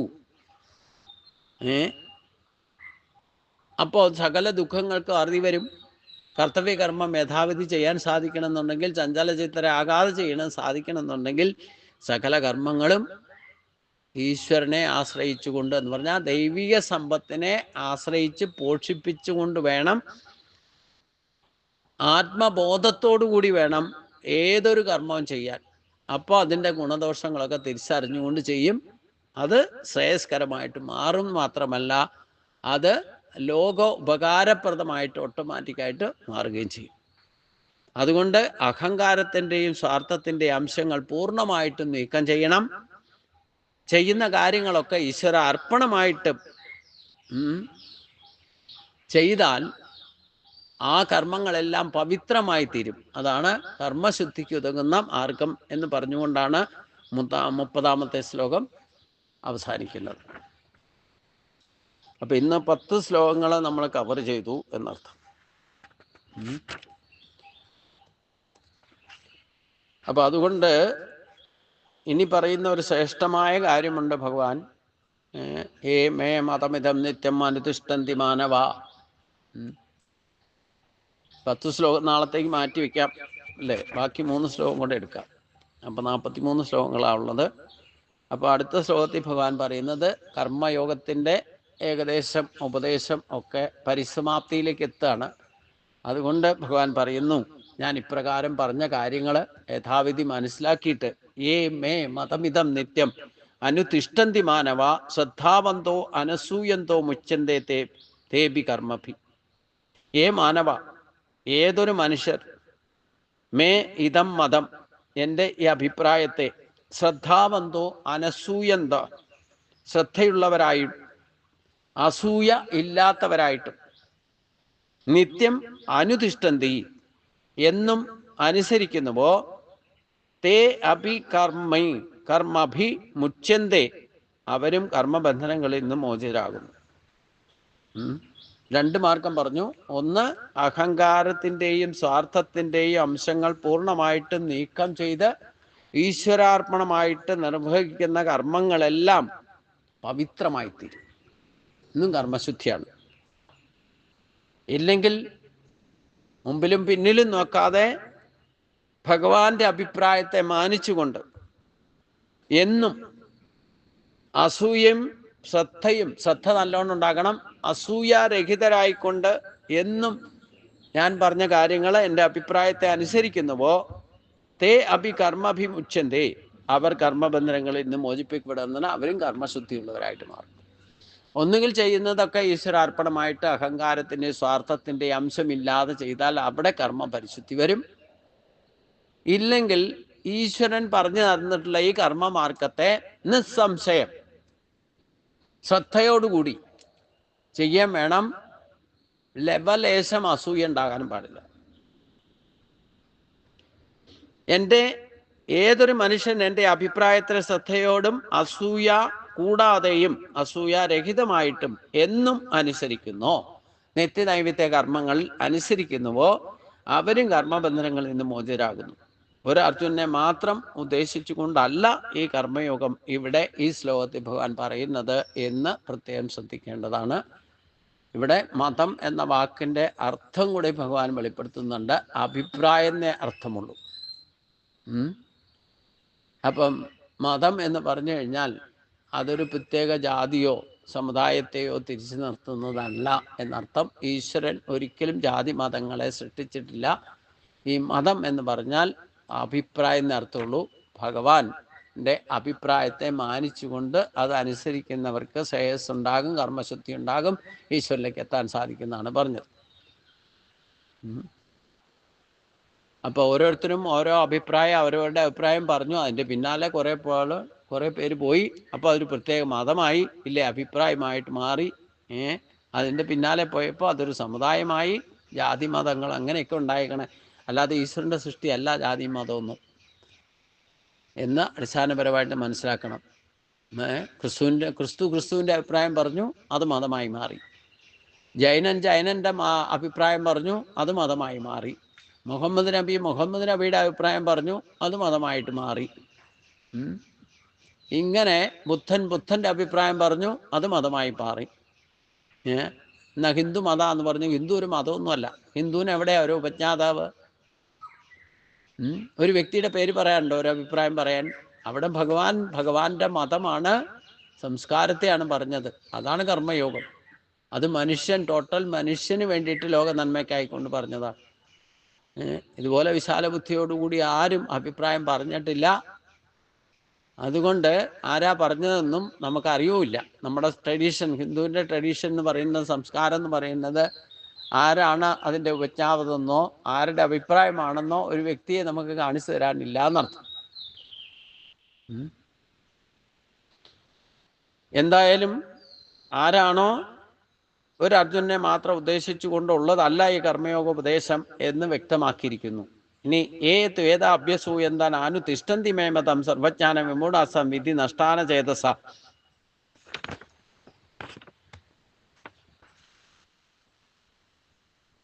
ഏതു മേ ഏതത് മതം, എന്നാൽ യാതൊരുവൻ എൻ്റെ ഈ അഭിപ്രായത്തെ അഭ്യസൂയന്ത ന അനുതിഷ്ഠന്തി, അസൂയ ഉള്ളവരായിട്ട് അനുസരിക്കുന്നില്ലയോ, സർവജ്ഞാന വിമൂഢാസാൻ അചേതസ, ഒരറിവ് പോലും ഇല്ലാത്തവനും വിവേകമില്ലാത്തവരുമായിരിക്കുന്ന താൻ നഷ്ടാൻ വിധി, അവർ നശിച്ചവരെന്നറിഞ്ഞാലും. ഭഗവാന്റെ ദൃഷ്ടിയിൽ യാതൊരുവൻ എൻ്റെ അഭിപ്രായത്തെ അസൂയാലുക്കളായിക്കൊണ്ട് അനുസരിക്കാതിരിക്കുന്നുവോ, ഒന്നും അറിയാത്തവരും വിവേകശൂന്യരുമായിരിക്കുന്ന അവർ നശിച്ചു പോയവരാണെന്ന് അറിഞ്ഞുകൊള്ളുക. ഭഗവാന്റെ ദൃഷ്ടിയിൽ അവർ പണ്ടേ നശിച്ചു കഴിഞ്ഞു എന്നുള്ളതാണ് ഭഗവാൻ പറയുന്നത്. അതുകൊണ്ട് ഇവിടെയും വിവേകശൂന്യത എന്ന് പറഞ്ഞാൽ എന്താ? വിദ്വാനല്ലാത്തവർ അർത്ഥം. വിവേകം എന്ന് പറഞ്ഞാൽ എന്താ? വിശേഷജ്ഞാനം, അനുഭവജ്ഞാനം ഉള്ളവർ. അനുഭവജ്ഞാനം ഏത് കാര്യത്തിലുണ്ടാകണം? ഈശ്വരൻ പറഞ്ഞ അഭിപ്രായത്തിൽ അത് ഭഗവാൻ പറഞ്ഞതുപോലെ അനുസരിക്കാൻ പറഞ്ഞിട്ടുണ്ട്. അതനുസരിച്ച് കഴിയുമ്പോൾ അതിൽ നിന്ന് അനുഭവം ഉണ്ടാകും. ആ അനുഭവം ഉണ്ടായിക്കഴിഞ്ഞാൽ പിന്നെ അവന് കർമ്മബന്ധനത്തിൽ നിന്ന് മുക്തി നേടി ഭഗവാനിലേക്ക് എത്താൻ സാധിക്കും. അതനുസരിക്കാതിരിക്കുന്നവർ അസൂയാലുക്കളായിരിക്കും എന്ന് മാത്രമല്ല വിവേകശൂന്യരുമായിരിക്കും. അങ്ങനെയുള്ളവർ ഭഗവാന്റെ മുമ്പിൽ നശിച്ചു പോയിരിക്കുന്നു എന്നാണ് ഭഗവാൻ പറയുന്നത്. സദൃശ്യം ചേഷ്ടതേ സാസ്യ പ്രകൃതി ജ്ഞാനവാനപി പ്രകൃതിയും ജാതി ഭൂതാനി നിഗ്രഹ കിം കരിഷതി. ജ്ഞാനസമ്പന്നം പോലും, ഇങ്ങനെയൊക്കെ ആണെങ്കിലും ജ്ഞാനസമ്പന്നൻ എന്ന് പറയുന്ന ആരാ? വിജ്ഞാനി, അല്ലെങ്കിൽ ഈ വിവേകത്തോടു കൂടിയുള്ള വിവേകമുള്ളവരായ പോലും, ജ്ഞാനസമ്പന്നം പോലും തൻ്റെ പ്രകൃതിക്ക് പൂർവ്വ സംസ്കാരത്തിന് അധീനമായി വാസനയ്ക്ക് അനുസരിച്ചു കൊണ്ട് പ്രവർത്തിക്കും. എന്തെന്നാൽ ജീവികൾ അവയുടെ പ്രകൃതിയെ പ്രാപിക്കുകയും ചെയ്യും. കർമ്മവാസനയെ അനുസരിച്ചുള്ള സ്വഭാവത്തെ പ്രകടിപ്പിക്കും. വാസനയെ അടക്കി വെച്ചതുകൊണ്ട് ഒരു കാര്യവുമില്ല. അപ്പം ജ്ഞാനാവാൻ എന്ന് ഇവിടെ പറയുന്നത് കർമ്മയോഗതത്വം ശരിയായിട്ട് ഗ്രഹിച്ചിട്ടുള്ള ആൾ പോലും, തത്വം ശരിയായിട്ട് അറിഞ്ഞിട്ടുള്ളവന് കൂടി അത് പ്രയോഗത്തിൽ വരുത്തുക അത്ര എളുപ്പമുള്ള കാര്യമൊന്നും അല്ല എന്നാണ് ഇതിൽ പറയുന്നത്. കാരണം ഈ കർമ്മവാസനയും ജന്മവാസനയും ഈ പുസ്തകജ്ഞാനം നമ്മളിപ്പോൾ കുറേ നേരം മെനക്കെട്ട് ഇതൊക്കെ പഠിച്ചാലും വേണ്ടില്ല, ഇത് പ്രാബല്യത്തിൽ വരുത്താൻ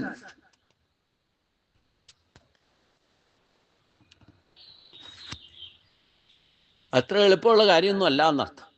അതാണ് ഭഗവാൻ സൂചിപ്പിക്കുന്നത്. അപ്പോൾ അതുകൊണ്ട് ഭഗവാൻ പറഞ്ഞ അഭിപ്രായത്തെ അനുസരിക്കുക എന്ന് പറയുന്നത് അതും അസൂയാരഹിതനായിക്കൊണ്ട്, ഭഗവാനോട് പോലും അസൂയ തോന്നും വിധമാണ് ഈ കർമ്മയോഗം ഭഗവാൻ പറഞ്ഞിരിക്കുന്നതെന്നർത്ഥം. അപ്പം ആ അസൂയാരഹിതനായിക്കൊണ്ട് ഭഗവാൻ പറഞ്ഞത് അത് മുന്നും പിന്നും നോക്കാതെ അതനുസരിച്ചാൽ അവർ കർമ്മശുദ്ധി എന്ന് ഭഗവാനിലേക്ക് എത്തും. അഥവാ അസൂലായെക്കൊണ്ട് വിവേകശൂന്യരായിട്ടുള്ളവർ നമ്മൾ തന്നിഷ്ടത്തിനാണ് ജീവിക്കുന്നതെങ്കിൽ അത് ഭഗവാന്റെ മുമ്പിൽ അവർ നശിച്ചു പോയതായിട്ട് കണക്കാക്കും എന്നാണ് നശിച്ചു പോയവരാണെന്ന് അറിഞ്ഞുകൊള്ളുക എന്നവർ. ഭഗവാന്റെ ദൃഷ്ടിയിൽ അവർ പണ്ടേ നശിച്ചു കഴിഞ്ഞു. എന്നാൽ അതിനൊക്കെ ഉപരിയാണ് വിദ്വാൻ ആയവൻ പോലും, ജ്ഞാനിയായി മാറിയിട്ടുള്ളവർക്ക് പോലും കർമ്മവാസനാബലം, പൂർവജന്മ വാസനാബലം ചില കാര്യങ്ങളിൽ പിടിച്ചു വലിക്കുന്ന. അതുകൊണ്ട് വാസനാബലം ഇല്ലാതെയാക്കണം. അതിലാണ് വിഷയങ്ങളിൽ വിരക്തി ഉണ്ടാക്കണം എന്നൊക്കെ പറയണം. ഇതാണ് 33-ാമത്തെ ശ്ലോകം വരെ നമ്മൾ എടുത്തു. ഇനി 21 തൊട്ട് 33 വരെ ഒന്ന് പാരായണം ചെയ്യാം. അതിൻ്റെ ബാക്കി നമുക്ക് അടുത്ത ദിവസം ചിന്തിക്കാം. യദ്യത് ആചരതി ശ്രേഷ്ഠ തത് ദേവതാരോ ജനാഹ സയൽ പ്രമാണം കുരുതേ ലോകസ്തേതു അനുവർത്തത്തെ. നമേ പാർത്ഥാസി കർത്തവ്യം ദൃഷു ലോകേഷു കിഞ്ചന നാനാ വ്യാപ്തവ്യം വർത്ത ഏവച കർമ്മണി യദീഹ അഹം ന വർത്തേയം ജാതു കർമ്മണ്യ അതീന്ദ്രിത മമ വർത്താനുവർത്തന്തേ മനുഷ്യ പാർത്ഥ സർവശക. ഉത്സീതേരിമേ ലോക ന കുര്യാം കർമ്മചേതകം സങ്കരസ്യ ച കർത്താസ്യാം ഉപഹന്യാമിമാ പ്രജ. സക്താ കർമ്മണ്യ വിദ്വാംസ യഥാ കുർവന്തി ഭാരത കുര്യാം തിദാം തഥാസക്ത ചികേഷുർലോകസംഗ്രഹം. നാ ബുദ്ധിഭേദം ജനയേത് അച്ചാനാം കർമ്മസംഖിനാം ജോഷേ സർവകർമാണി വിദ്വാൻ യുക്ത സമാചരൻ. പ്രകൃതേ ക്രിയമാണാനി ഗുണൈ കർമാണി സർവശഃ അഹങ്കാര വിമൂഢാത്മാ കർത്താഹമിതി മന്യതേ. തത്വവിത്തു മഹാഭാഗോ ഗുണകർമ്മ വിഭാഗയോ ഗുണാ ഗുണേഷു വർത്തന്തേ ഇതി മത്വാ ന സംജതേ. പ്രകൃതിയെ ഗുണസമ്മൂഢ സംജന്തേ ഗുണകർമ്മസു താന കൃഷ്ണവിദോ മന്ദാൻ കൃഷ്ണവിന്ന വിചാലയേത്. മയി സർവാണി കർമാണി സന്യസ്യാധ്യാത്മചേതസ നിരാശർ നിർമ്മമോ ഭൂത്വാ യുദ്ധസ്വ വിഗതജ്വര. ഏ മേ മതമിദം നിത്യം അനുതിഷ്ഠന്തി മാനവ ശ്രദ്ധാവന്തോ അനസൂയന്തോ മുച്യന്തേ തേഭി കർമ്മഭി. ഏതേത അഭ്യസൂയന്ത നാനുതിഷ്ഠന്തി മേ മതം സർവജ്ഞാന വിമൂഢാസ്ഥാൻ വിധി നഷ്ടാന ചേതസ. സദൃശ്യം ചേഷ്ടതേ സാസ്യ പ്രകൃതേ ജ്ഞാനവാനവൈ പ്രകൃതിം യാന്തി ഭൂതാനി നിഗ്രഹ കിം കരിഷ്യതി. സർവത്ര ഗോവിന്ദനാമസങ്കീർത്തനം. ഗോവിന്ദ ഹരി ഗോവിന്ദ. ഓം കായേന വാചാ മനസേന്ദ്രിയർവാ ബുദ്ധ്യാത്മനാ വാ പ്രകൃതേ സ്വഭാവാ കരോമി സകലം പരസ്മൈ നാരായണായേതി സമർപ്പയാമി. നാരായണായേതി സമർപ്പയാമി. ഓം ശാന്തി ശാന്തി ശാന്തി. എല്ലാവരും ഒന്ന് നിവർന്നിരിക്കുക.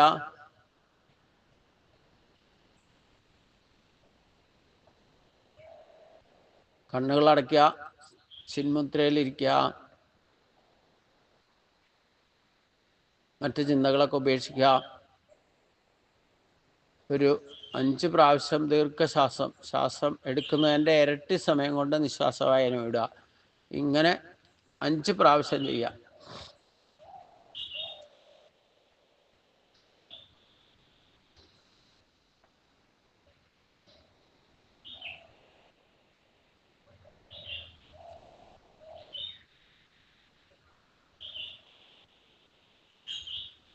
കൈകൾ തൊഴുതു പിടിക്കുക.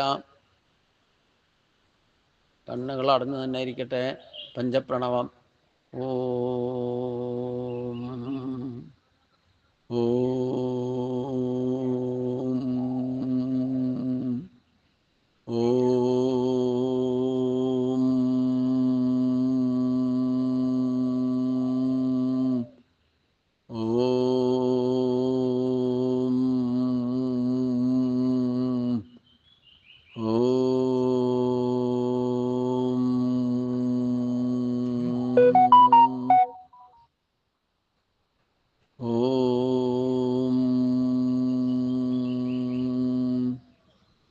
गुरुर्ब्रह्मा गुरुर्विष्णु गुरुर्देवो महेश्वर गुरु साक्षात् परब्रह्म तस्मै श्री गुरुवे नमः.